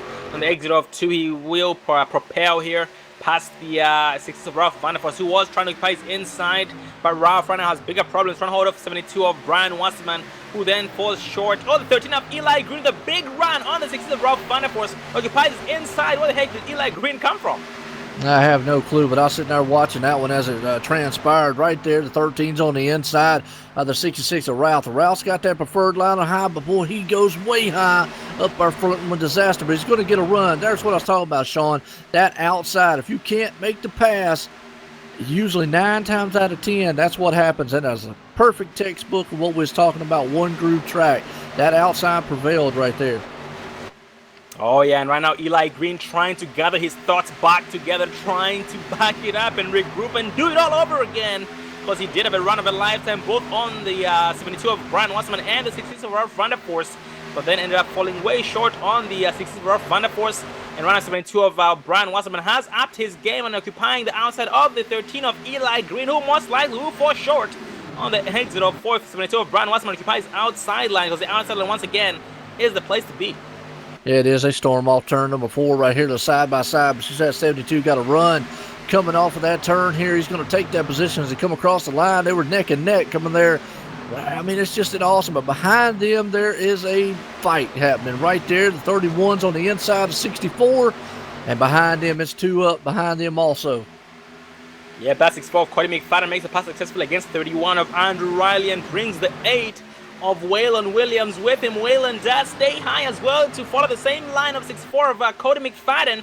31 of Andrew Riley right now getting freight train as though he's sitting on jack stands. 25 coming out of nowhere as well. That's the Christopher Clanton still being shown 2 laps down, trying his best to get back as many laps as he can here before this thing is over. This is lap number 96, 47 laps to go, so still a long way to go, and some more green flag pit stops. Yeah, it is. More green flag pit stops. He's definitely got time still left here to get it done here, but he's going to need a little bit of help. He's probably going to need to get up there, get the lucky dog, get a caution. Right now, Don Kidder Jr. is the man on point for that lucky dog, because he's first car lap down, sitting in the 16th spot, right there. I just had to check it out. But, man, I tell you what, that 25, he's got a bad, fast machine out there. It's just unfortunate him being several laps down, and we got a car on the wall. Well, it's 59 of David White, bounces off the wall, no harm done, able to keep it together. Very, very nice driving on his part.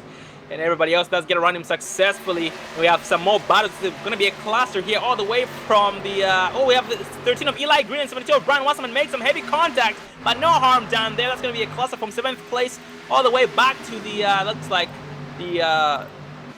that's going to be the 9th place spot. Cody McFadden right now trying to set up the 05 Tommy Amasi. Going to follow the 66 of Ralph Vanderforce. And Dave, let's actually right on the in-car with 64 of Cody McFadden and watch the battles. Yeah, we got some good battles going on right here. Like you just said, right around with the number 64 and the 05 right there. I mean, them guys, man, are door to door right in front of them. The 13's on the inside of 72. I mean, I've said it before, I'll say it again, Sean. There's battles up front, there's battles in the middle, there's battles everywhere, and that's one heck of a race. Loving every minute of it. Hope all the viewers out there loving every minute of it. And like I said, if you haven't subscribed to Dre Broadcast Network, I don't know why you're waiting or what's wrong, but do it. Hit the button.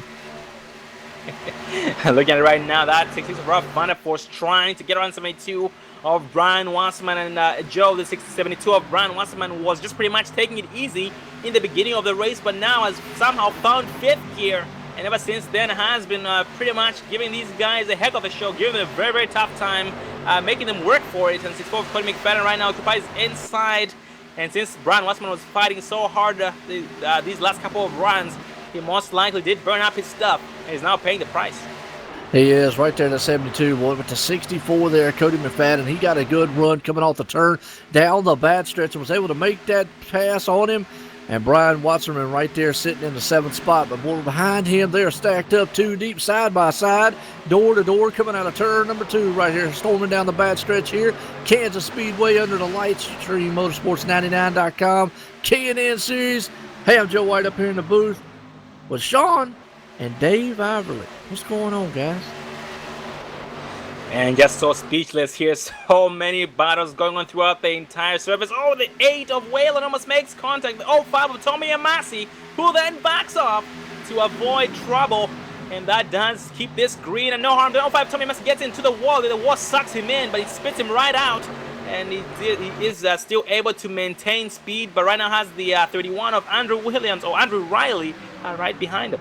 Yeah, it is. That 13's dropping like a rock in water right there. He went backwards. The 25 came up underneath him and just do it. But the crossover's back there with the 13. They coming down this time by. It's going to be lap 105. These guys, man, they didn't get the memo. They didn't get the email that it's not the last lap. They're fighting like it is every lap here and on out. But right now, door to door, the 8 and the 72 looking very good. That's Waylon Williams and Brian Masserman.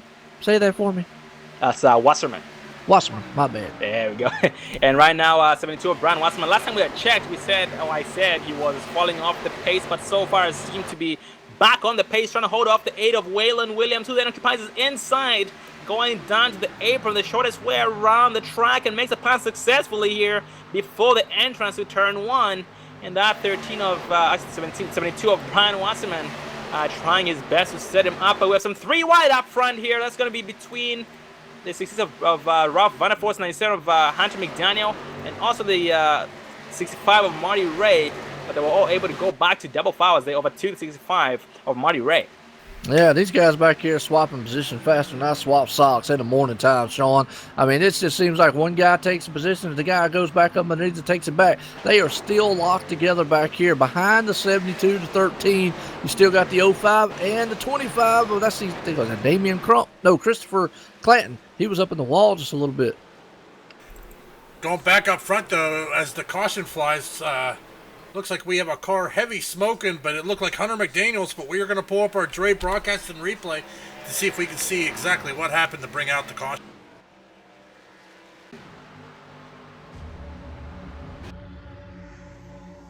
Not sure on that one there, Dave. Oh, yeah, that was a driver on the wall. That was the 59 of David White, who was riding that wall. Looks like he was hit by the 23 of Benjamin Shields after he was checked up there quite a bit. So let's start with the 59 of David White. If we can focus on that on replay. Yeah, as we look at the replay, it just looked like he slid right up into that wall there as we were watching. Maybe a little contact, not much, but that got him up into the wall and got him totally bent out of shape here. Oh man, he did ride that wall quite a bit. And right now, I mean, when going down pit road, he was turned a lot to the right to keep that machine straight. And as we speak, he is on pit road getting some damage fixed. Actually, most likely getting towed down a pit road because the front end of that machine was beat up quite a bit. And the turning ability was pretty much gone. Well, Sean, it looks like the 81 of Travis Pryor is bringing him down onto pit road. 36 laps to go. I think these guys can make it on fuel. As it looks like almost the majority of the field, all the cars on a lead lap, are going to go down pit road. The 03 of Don Kidder Jr. is going to get the lucky dog, get back on the lead lap as he is making his way around the track here. Coming across the start-finish line as we have got a battle off of pit road, and it looks like the 57 or Hunter McDaniel is going to win the race off of pit road. He sure did, Hunter McDaniel. I was watching that there, Dave, man, and he beat the number 97 of Garrett Robinson. But you're right, this pit stop here, it's a done deal here. Now, unless there's another caution, obviously, if you're in the back of the field, might as well come in, get top off, get some tires or whatnot. If you're the leader, this is it. If you're out front there, track position is king. And they definitely can make it from all the way from this point on. And Ralph Vanderforst currently being shown now in the 4th place spot, in the 4th place position after went from 2 laps down back to the lead lap, fought his way up here into the top 5 once again, and trying to go for the race lead because he did take the pole, so he is trying to take what was rightfully his. And the 97 of Gary Robinson being shown 3rd. We have one driver going down pit road. It's going to be 03 of Don Kidder Jr., who just got that wave around. Going to be going down a pit road for his last pit stop of the night, hopefully. So he can be back on the same strategy as everybody else. 4 tires, full tank of gas. Yeah, 4 tires and fuel. That's what we like to call it there, Sean. Yeah, definitely good call by old Don Kidder right there. Sitting in 15th spot. Why not? Go in there, top that thing off, get your full, fresh Goodyears, get it back out there on the track, see what you can do. Like I said, we got plenty of time. He's got plenty of time still to come back to the front. So don't count him out to, well, even win or possibly have a darn good finish here tonight. Really don't count any of the guys out. I always like saying star-studded field here. I don't know a lot of these drivers offhand like I do a lot of the other series, but I mean, from what I can see right now, you know, if you're out front, here's what you got's what you got. I mean, so here it's all laid out on the table at this point. Oh, absolutely. And also, it's not over until it's over. Things do go from good to bad, from bad to good. For a lot of these drivers, and we are just like I talked about in the beginning of the race, Joe, some drivers do go from 2 laps down and end up winning the race. So anything is possible. Yeah, absolutely. Right now, we're getting set here. I don't think we might be getting set here to go back green flag racing. I think the lights on the pace car probably be off this time by. If not, either way, we're sitting here at lap 111 of 144. Sean, it's been a heck of a race so far. Again, I want to appreciate y'all letting me be up here in the booth. Excuse me, and want to appreciate all the viewers out there. Hey, like I've said, you know, if you like what you see, hit a like, share. If you don't like what you see, well, I don't know what to tell you. But check out Brave Broadcasting. These guys been put on a show here Monday night, Tuesday night, and then check out, like I say, OSR Network, OnlineSimRacingNetwork.com. Check us out on Wednesday and Thursday night here for ExtremeMotorsports99.com. And I got to give a special shout out to Rick Donaldson, the owner of Extreme Motorsports 99, for letting us be able to put these shows on. And Dave, you know, and I know, for letting us come up here, man, week in and week out and put these broadcasts on for this league. Yeah, most definitely. And ladies and gentlemen, if you are looking for a good series, you got to check them out. They've got road, they've got K&N, Xfinity, Cup, Truck. They've got it all. And also an upcoming dirt series at the Extreme Motorsports 99. So everything will be here at the Extreme Motorsports. So once again, ExtremeMotorsports99.com without the E, just starting the X. Is ExtremeMotorsports99.com. And we are now back green flag racing at the 57 of Hunter McDaniel. Did put it down the floor. Missed the shift. 81 of Travis Pryor will come up to his rear end. Had a very, very fast ride. He just might bump him. No, he backs off there. Entering turn 1, 97 of Garrett Robinson, shuffled out to the outside by the 60s of Ralph Van der Forst, and 58 of James Peterson. Yeah, right here comes that number 66 machine. We saw him put it on the pole earlier on. That's Ralph Vander right there. He's looking good. He pulled it up in the top 5. Garrett Robinson right behind him, though, as they got the 58 machine right there. James Peterson looking on the 3rd place. Like I said, right now these guys are going to feel like Superman on new tires. The problem is, if you don't make the pass very early, those tires are going to give up the ghost. Still, the high line is king here.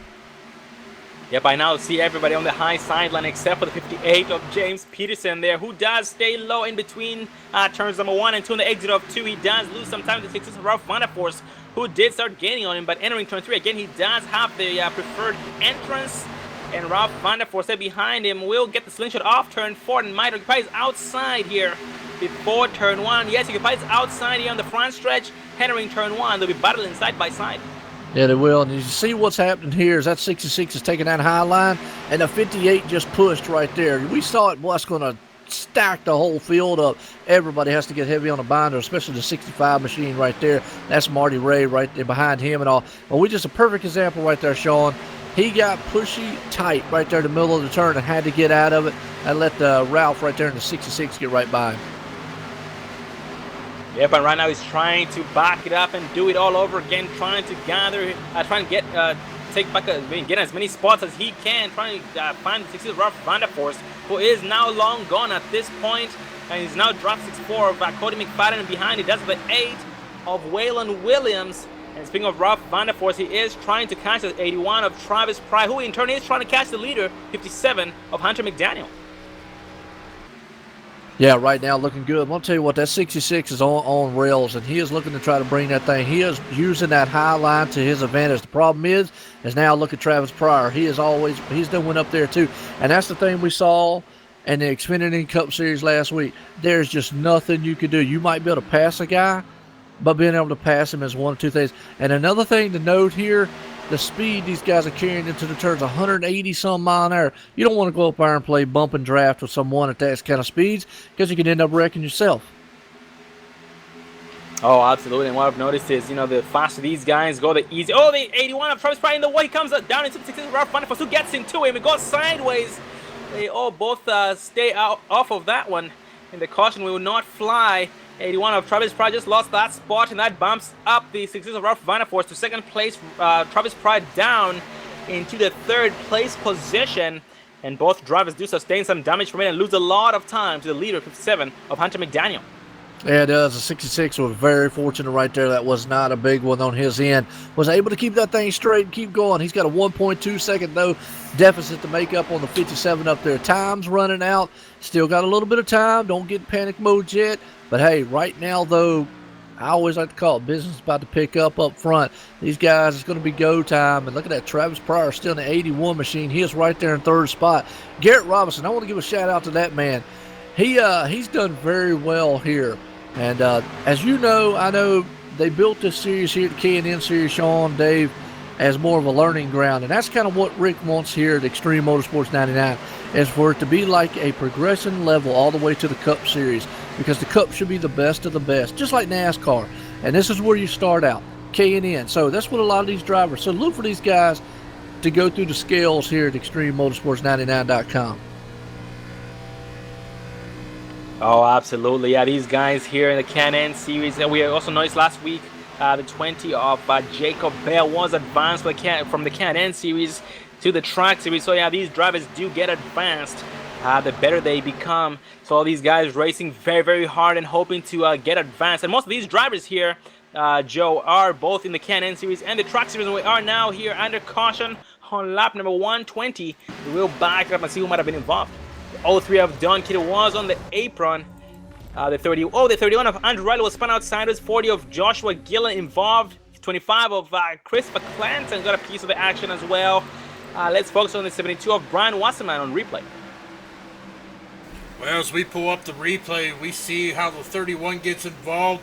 But as you said, it started with the 72 of Brian Wasserman. As we pull up the replay here, taking a look to see exactly what happened, but looks like maybe a little bit of contact there, but between him and the 25 machine, as they get some heavy damage, looks like the 13 might have just squeaked by that incident. Yes, the 13 of Eli Green is going to squeak by, but the 03 of Don Kidder Jr. is going to get involved in that. So that was highly unfortunate, but that could have been a lot worse, as it definitely could have collected a whole lot more cars up in that. Oh, absolutely. Very, very unfortunate for all drivers involved. And fortunately enough, it wasn't worse than it had been right there. And ladies and gentlemen, we now have 23 laps remaining in tonight's race on lap number 122. So we will take another commercial break so you guys can get your next round of popcorn and refreshments. We'll be right back, so stay tuned.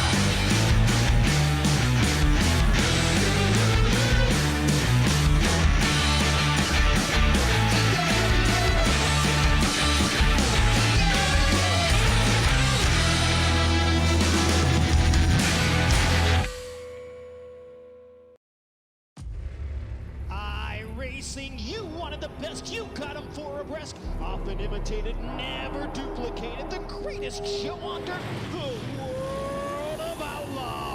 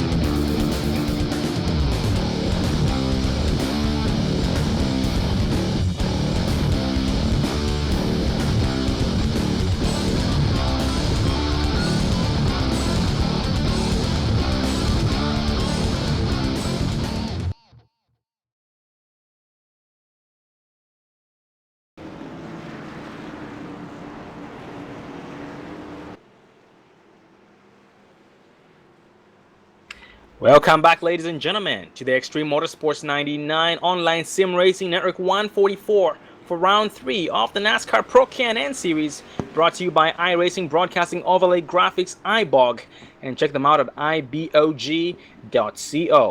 And we are joined by Joe White and Dave Everly up here in the booth. And Joe White from Online Sim Racing Network, check them out at onlinesimracingnetwork.com and OSR Network on YouTube. Going back to race here, we are exiting turn 4, going green this time by, once we cross touch, it's going to be 20 laps remaining. The pace car does dip off. Hunter McDown does put it down to floor. The 60th Ralph Vanderforst sees it coming and falls back in line. 97 of Garrett Robinson trying to hold off the 64 of Cody McFadden for the third place spot. And behind them, we'd have the 05 of Tommy Amati trying to overtake the 8 of Waylon Williams, who then occupies his inside line and just might have him on the exit of 2. Yeah, absolutely. Right there, you got Garrett Robinson. He's sitting in the third spot. He's under heavy protest right there by the number 64, who's on the inside now. Something to keep in mind here, guys. On the front side, Hunter McDaniel and Ralph right there took no tires, did not come into the pits. So we're going to see another pit strategy here because time now is of an essence. It's running out. Folks, we're looking at 10, 20, about 15 laps here left, so to speak. So now you're going to see whether or not tires are king or track position in these cars. Looking up front, we almost got 3 wide with Garrett Robertson and Cody McFadden and Ralph Vandervorst, but they back it down into 2 wide. But Vandervorst down on that inside, just can't get that run off the turn there, Joe, to be able to complete that pass against Vandervorst. Yeah, absolutely. But right there, they're still neck and neck. The 66 on the high side, he's been running that high side.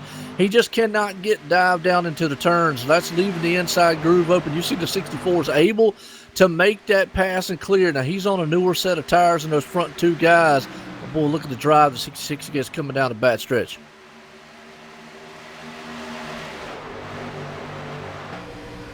And for the back in the pack, we have the 65 of Marty Ray trying to overtake the 05 of Tommy Amasi. And unfortunately, we have had one more driver retiring for the night.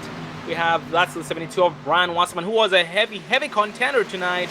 Had a very rough night tonight, but we definitely do look forward to seeing him and everybody else back on June 12th for the drive for COPD 125 at Charlotte Motor Speedway for round number 4 of the NASCAR Pro Can-Am Series. And as we speak, the 05 of Tommy Amasi does go to the back at a very fast rate.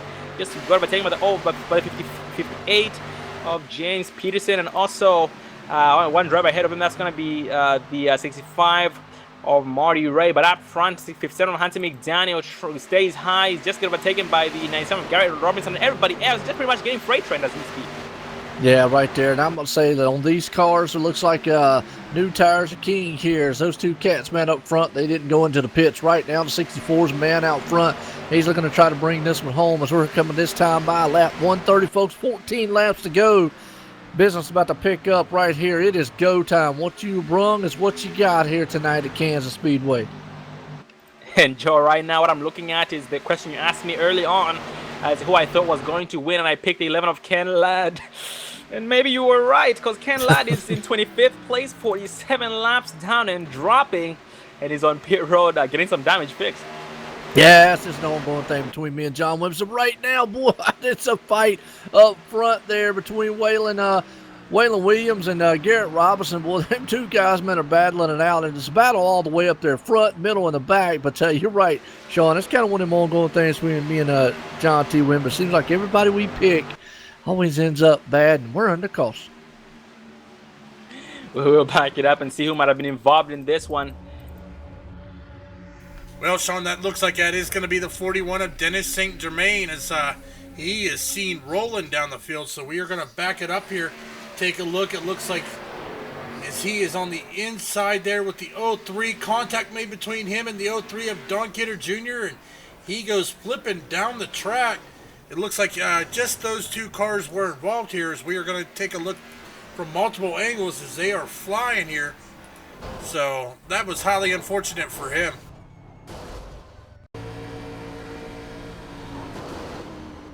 Yeah, absolutely. Right there. As, well, this one's not over with, so don't go anywhere, folks. As we're going to be probably, by the time we get back green flag, probably be like 136 or something like that. So we're going to have about, yeah, my calculations are right, 4 and 8, about 10 laps to go, so to speak. Now, I always like saying this, Sean. There's two numbers you have to look at. Obviously, lap 144, that ends it. But if there's a caution that comes out around lap 140, it's over with at that point also. Oh, absolutely. And with that said, it will be go time. Well, it has been go time for the ever since the green flag had flown for lap number 1 with these drivers. But it definitely will be even more go time once we go green for this for the next time by. And we have one driving in the wave around the pace for the 81 of Travis Pryor back on the lead lap here on lap number 133. Perfect timing on his part there. Very good driving on his part, staying ahead of 24 of Andy Starcher, Jason Eisenhower, and David Schneer being eligible for that lucky dog. But yeah, Joe, it will be definitely, these guys will be trying their best to stay where they want to be because they know if a caution comes out, it just might end the race with less than 5 laps to go. Yeah, and that's right. And that's always like throwing out that scenario to all the viewers out there. Some people that might not know how iRacing works. And usually that's about to kind of give or take 4 laps left. If caution comes out, it's over with. They're not going to be able to get back in time, no matter what track you're at, short track or big track. So usually 5 laps, though, we can get a green-white checkered in. I have seen every once in a while that 5 laps ends it. But normally I usually put it within 4. So, like I say, if we get the caution on lap 140, pretty much over with. Obviously, lap 144, that's the big one right there. Want to bring it home. The man out front, 64, he's looking to bring this thing home here tonight at Kansas. If it does bring it home, that will be his second win in a row, because he did bring it home last week at Atlanta Motor Speedway. He definitely does know how to get the job done. And a status check on the 66 of Ralph Van der Forst. He's back here on the track, being shown in the 11th place position. So Ralph definitely does have a lot of work to do to catch these guys. He does, and probably what he did was he went in the pits. Why not? It's under caution here. You got nothing to lose. He's in the back of the pack anyways. You're probably only going to go no further than, like you said, 12th spot, and he's right there in 11th. Get your 4 fresh ones. Maybe you get up there in the front. We might get a quick caution. Knock on wood. I don't want to say we will, but if we get a quick caution, he picks up some positions, maybe a few more, he might be able to get back up here and contend again, or at least come out of here with an awesome finish. Oh, yeah, and he now has some heavy competition behind him as well, because the 81 of Travis Pryor definitely is a driver to keep an eye out for. He does know how to get the job done. He has been a heavy contender tonight as well. He was in the race a couple of times, battling with the 97 with 64 of Cody McFadden, the 8 of Waylon Williams, and early on with 66 of Ralph Van der Forst, and also Hunter McDaniel. And actually looking at these drivers who are up in the lead early on, they're 10, 11, and 12th. That's going to be Hunter McDaniel, Ralph Van der Forst, and Travis Pryor. Ironically, they are close to each other. Yeah, that's probably where most of your fighting is going to take place. Don't want to take anything away from the cats up here up front. Looks like that 64 has got a handle on it. Now, Garrett Robinson's been one to be able to handful all night. Don't count out old Waylon right there. He looks really good, too. Marty Ray, like you said, he's another. I don't know. All these guys up front here all night long have done a tremendous job. At this point, I'll say it again. I've said it a couple times tonight. If they can't get that pass done, which I don't know, these cars have kind of fooled me a little bit a couple times. If they can't get that pass done within the first couple laps, that high line's going to be the place you want to be. And now, right now, we are now back 1 to green. Once we go green, we'll have 9 laps remaining. We have 64 of Cody McFadden with the help of the 8 of Waylon Williams. On the outside is a 97 of Garrett Robinson with the help of the 65 of Marty Ray. But look at that, the 58 of James Peterson here back in the mix. In the 5th place spot, side by side of the 05 of Tommy Amasi. And once again, 9 laps remaining once we go green this time by. Thanks for joining us once again for the Online Sim Racing Network 144, brought to you by iBog, iRacing Broadcast Overlay Graphics. We exit turn 4 this time by, and the pacer is going to be backing off. Absolutely. Pace car takes that hard left turn on pit road. Going to send these machines, hopefully for the final time here tonight. Green flags in the air. Here's Sean, lap 136 of 144 is going to be in the books here at Kansas Speedway. ExtremeMotorsports99.com. K&N series here. We're up here with Dre Broadcast, man, on YouTube. Folks, man, I hope you enjoyed it. This has been a heck of a race. These guys are door-to-door, sending out of turn number 2, storming down the back stretch. Look at 97 of Garrett Robinson trying to make a move against the 8 of Waylon Williams, and is right occupying his outside line as we speak right now. Entering turn 3, the 8 of Waylon does propel, but no, 97 of Gary Robinson makes it stick on the outside and will make the pass successfully in the front stretch here. And his next victim, the leader, 64 of Cody McFadden. Yeah, it is. They let that leader get too far out there, though. He has gone and set sail because time's winding down here. As you see, Garrett Robinson, he moves out. But, boy, it is a fight. The 05's in the wall. Oh, all 5 high into the wall. The caution is not going to fly. Some more wrecking off the track. Oh! We had one driver who was hit at very, very high rated speed. That's going to be 36 of Jason Eisenhower, 81 of Travis Pryor involved.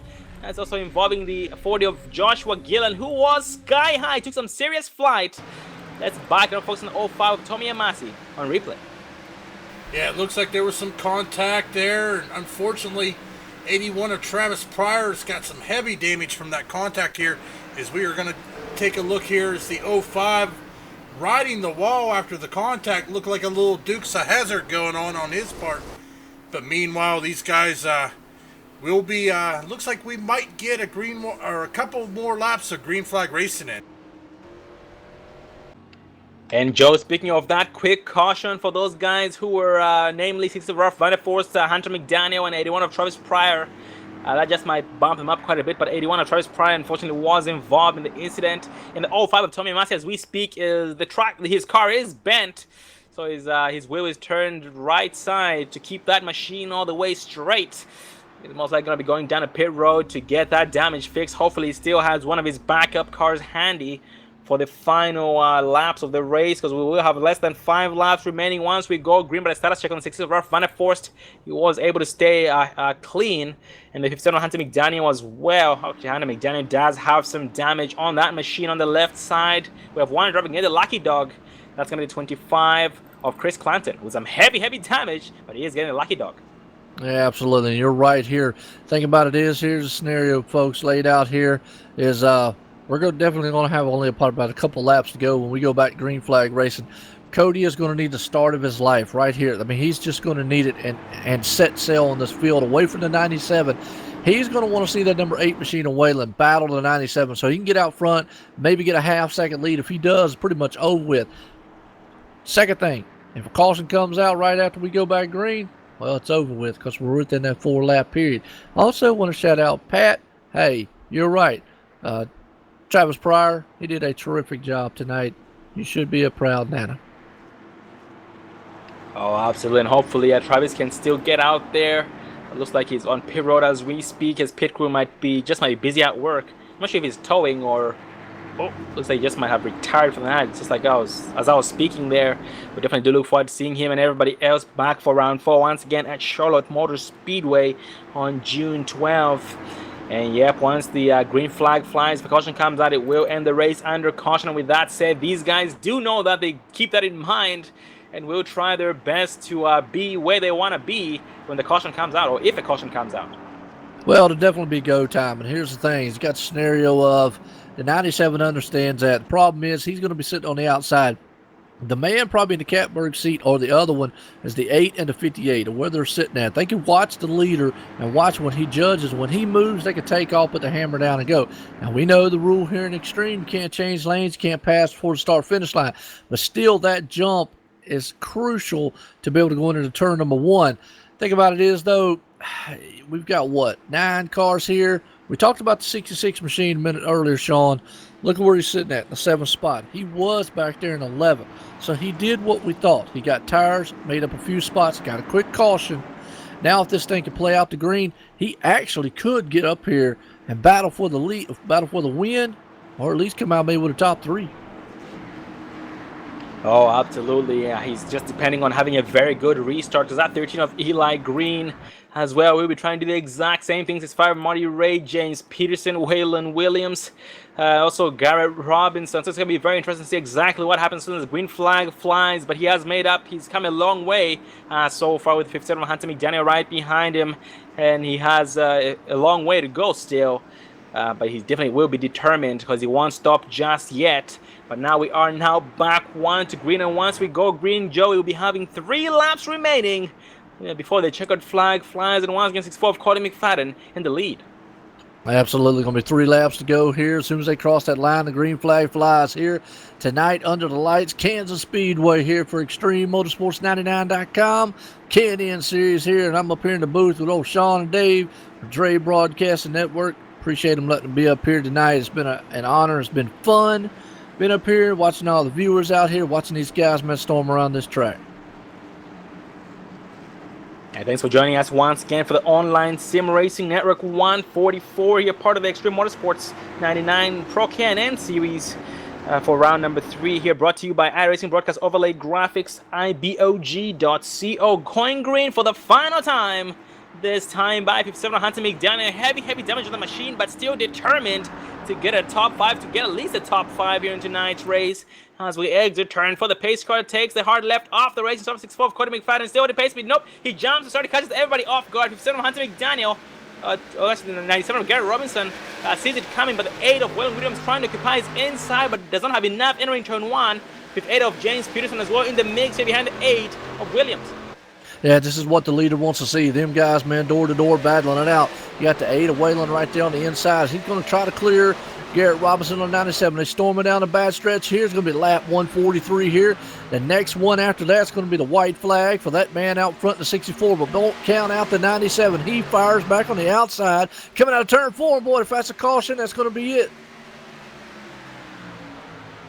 Hope they do keep it together, but we do have one driver still in the grass as we speak. But the 8 of Williams right now was overtaken by the 97 of Garrett Robinson. The 58 of Peterson gonna go to the outside to follow the Garrett. Oh, the 58 goes way high.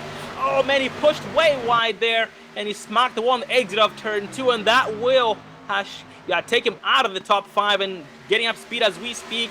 But going back up from the 8 of Williams, trying to set up the 97 of Garrett Robinson here on the front stretch. Absolutely. This time by a white flag in the air for that 64 out front. Cody McFadden right there. He's got Garrett Robinson behind him, and he's also got Waylon right on his back deck lid. Look who's stumped up in the number 4 spot. We talked about it. That's 66 of Ralph. He's looking to put this thing in the top 3. He's coming like a locomotive, folks. Coming in a turn number 3 this time by. It's going to be the last time around this track. Vanderforst right now trying to set up the 8 of Williams. He has a big run on both drivers. He just might get around the 9. Oh, they make contact on the exit of 4. The 16 gets into the wall. 97 of Garrett Robinson comes out in the 3rd place spot. Waylon Williams 2nd and Cody McFadden 1st. And Ralph Vanderforst does come out in 5th place with the top 5. Very sad ending for Ralph Vanderforst, but definitely put on a very great, but a very good show. And that 05 Tommy Massey benefits from that and comes out in the 4th place position. Holy cow, what a finish. Yeah, that was. Man, I'm going to tell you what, those 2 cars, I was just watching that replay there at the end. Congratulations to the 64 pulling this thing off tonight. But, man, that 97 of Garrett Robinson right there and the 66, I was watching them come out of the turn. And I was just watching them real quick here. Who knows how they're going to call that one? We're going to see, man, because the 66 got a good run on the outside. And it looks like the car's just, to me, just like a racing deal, but who knows? Yeah, most definitely. And right now, as we speak, we have the leader, the man of the night, the man of the hour, the 64 of Cody McFadden, burning that sucker down. So let's focus on him as we try and pull up our top 4 drivers. 64 of Cody McFadden, the 8 of Waylon Williams, 97 of Garrett Robinson, and the 05 of Tommy Massey. Absolutely. What a finish, though. I mean, the 66 had a run coming out there in the turn number 4 there, Sean, and he definitely wanted to get it done. So that was a barn burner, is what I like to call it.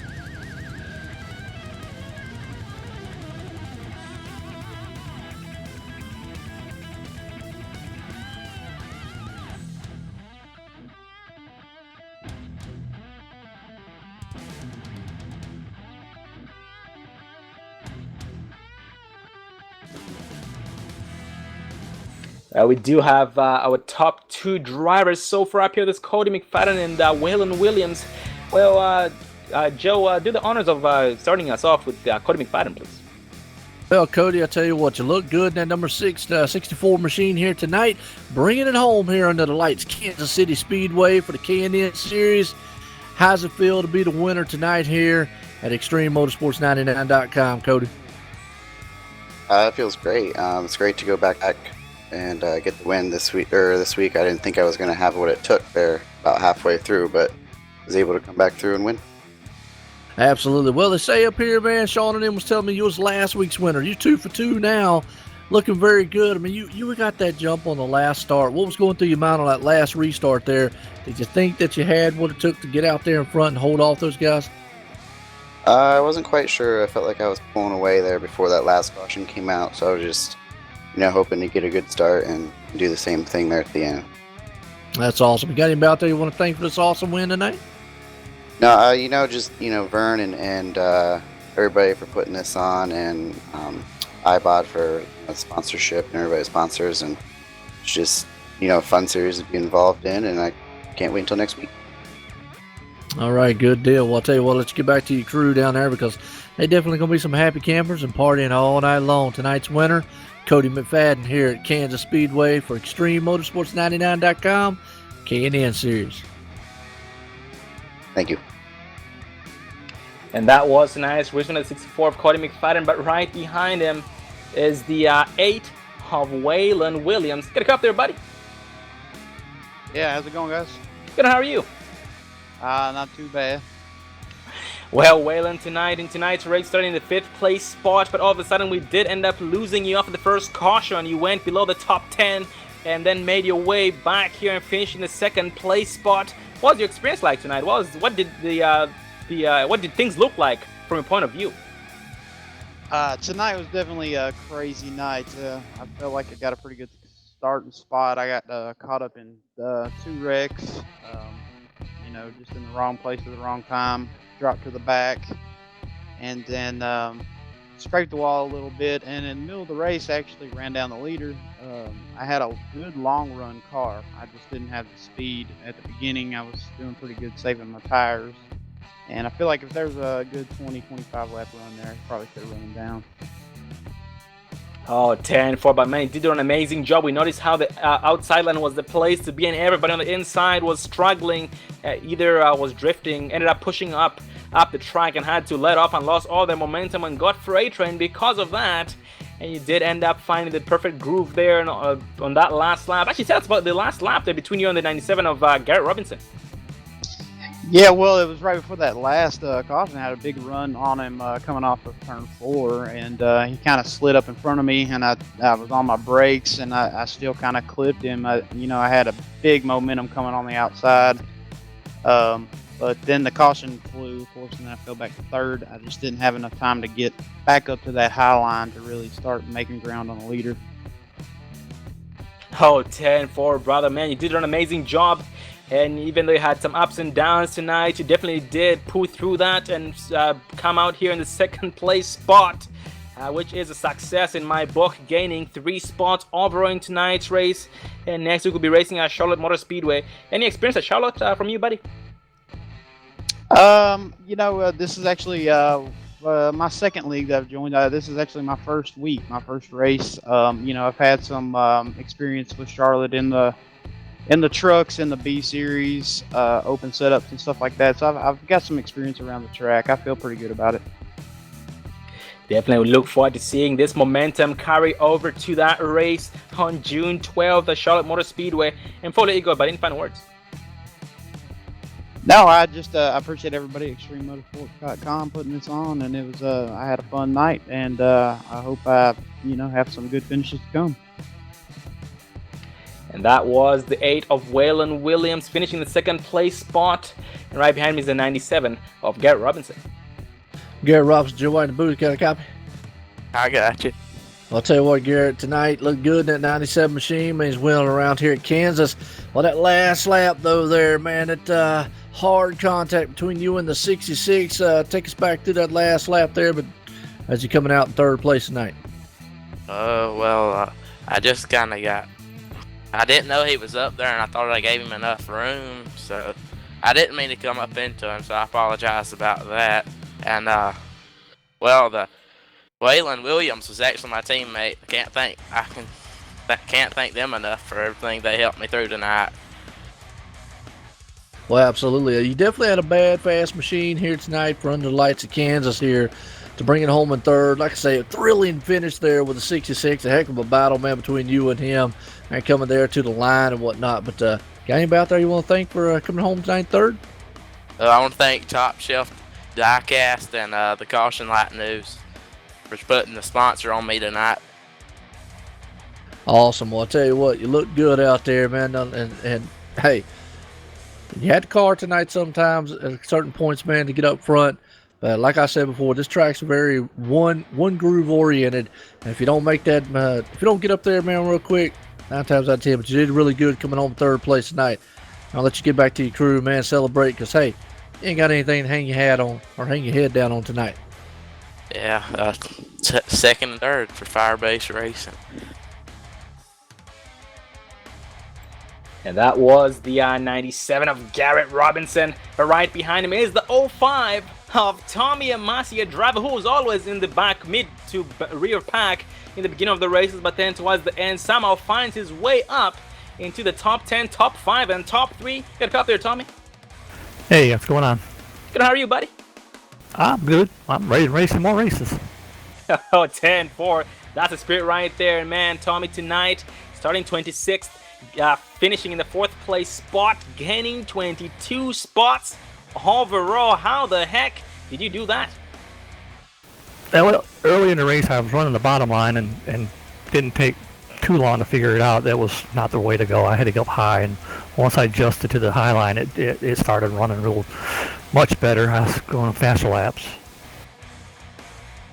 Oh, very, very good to hear that. Very, very good to hear that you did adapt to the track very, very well and was on the pace. You found yourself up in the same pace as everybody else and was able to keep up with them. And Tommy, we did notice that you were involved in a couple of incidents here and there. At one point, you were riding on top of that one, which did put you on your lid, and you were going sideways on the racing surface down a pit road to get your brand new backup car.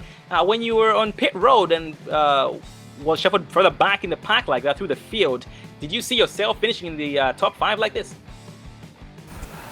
Well, we only had a few laps to go, and I figured that I could work my way past a couple of drivers, but I didn't think that many. But there was I think a few guys got pushed around a little bit, and it opened it up for me, and I was able to drive through it.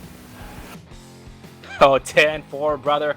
Well, their bad day or their mistakes is your gain, and which did in your determination tonight. You not giving up when you were down like that has definitely paid off, and that's a very, very good thing about you. You know how to get the job done. You do keep a low profile in the beginning of the races, but then towards the end, you do find 5th and 6th gear and get around these guys as though they're sitting on jack stands. And by the final words, before I let you go. Now, I was just glad to have finally a good run. The first race of the season, I had some trouble in the pits and wasn't able to finish like I wanted to. And last week, I actually got sick. I fell ill driving the car and had to park it, so I went home for the night. Oh, very, very sorry to hear about that, Tommy, but very good to see you come back here with the top 5, gaining 22 spots overall. Once again, very, very impressive with your driving style, and I look forward to seeing you again at Charlotte Motor Speedway, and we also hope that you are feeling better, and it's very, very good to see you here tonight, buddy. Oh yeah, I'm better, and I appreciate Extreme Motorsports 99 putting this on, and y'all doing the broadcast. It's a really good job. And that was the 05 of Tommy Amasi, and that does round up our top 4 drivers, top 4 interviews. Cody McFadden, 2nd win tonight. Waylon Williams, 1st race for him tonight. Garrett Robinson finishing 3rd in the 05 of Tommy Amasi here, finishing the 4th place spot, and Ralph van der Forst in the 5th place spot. And that does round up our top 5. Well, guys, it was a very, very amazing race, and we do thank the viewers out there. Thank you guys for tuning in for the Online Sim Racing Network 144. And we were joined by a special guest, Joe White from the Online Sim Racing Network. Check him out at youtube.com/OSR Network, and also just OSR Network in the search bar on YouTube. And make sure you subscribe to them or to him because he does have unlimited live races coming to you every single day, 7 days a week or 7 nights a week. So you guys you're kept fed and entertained every single time. Hey, Joe, any final words, buddy? Well, I'll tell you what a race. I mean, I appreciate y'all letting me come up here and call this thing with you. It was an awesome race to be able to call Can-In Style Series here at Extreme. I mean, these guys did a wonderful job here for what they had on the track and whatnot here at Kansas under the lights. So definitely want to give a congratulations there to Cody McFadden. And as always, man, thank you, Sean. Thank you, Dave. and for letting me come up here, man, and do this awesome broadcast. I had fun. Oh man, we did have fun having you up here, and we do hope that we will do this more often as well. Yeah, absolutely. Well, Dave, man, I tell you what, like I said, it's been a thrill to come up here and call the race, all 144 laps of this thing. And tomorrow night, I know you got the Truck Series, and that's going to be a thriller as always. Yeah, and thank you once again, ladies and gentlemen, for joining us here for the Online Sim Racing Network 144, part of Extreme Motorsports 99 NASCAR Pro Can-Am Series for Round 3. But after next week, we don't have a race next week due to iRacing maintenance. But we do have the next race coming up in June 12th for Round 4, entitled Drive for COPD 125 at Charlotte Motor Speedway. And like Joe had pointed out, we have another broadcast tomorrow night with the Extreme Motorsports Truck Series, or Camping World Truck Series, entitled Toyota Tundra 250 at the same track, Kansas Speedway, for 144 laps. So we definitely do look forward to seeing a very amazing show as well.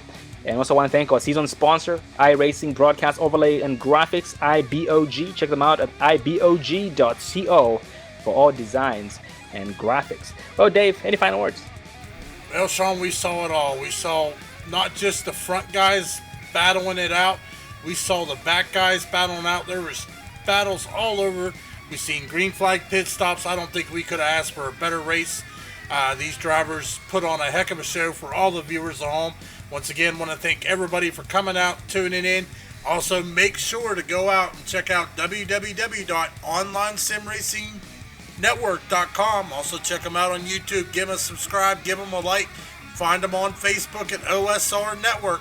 Definitely give them a big shout out. Well, I am Sean Zulu. I was joined by Joe White from OSR Network and Dave Everly, our producer and my good friend. And thank you for watching once again. We hope to see you guys tomorrow night at Kansas Speedway with the Truck Series. Have a good night. Thanks for watching.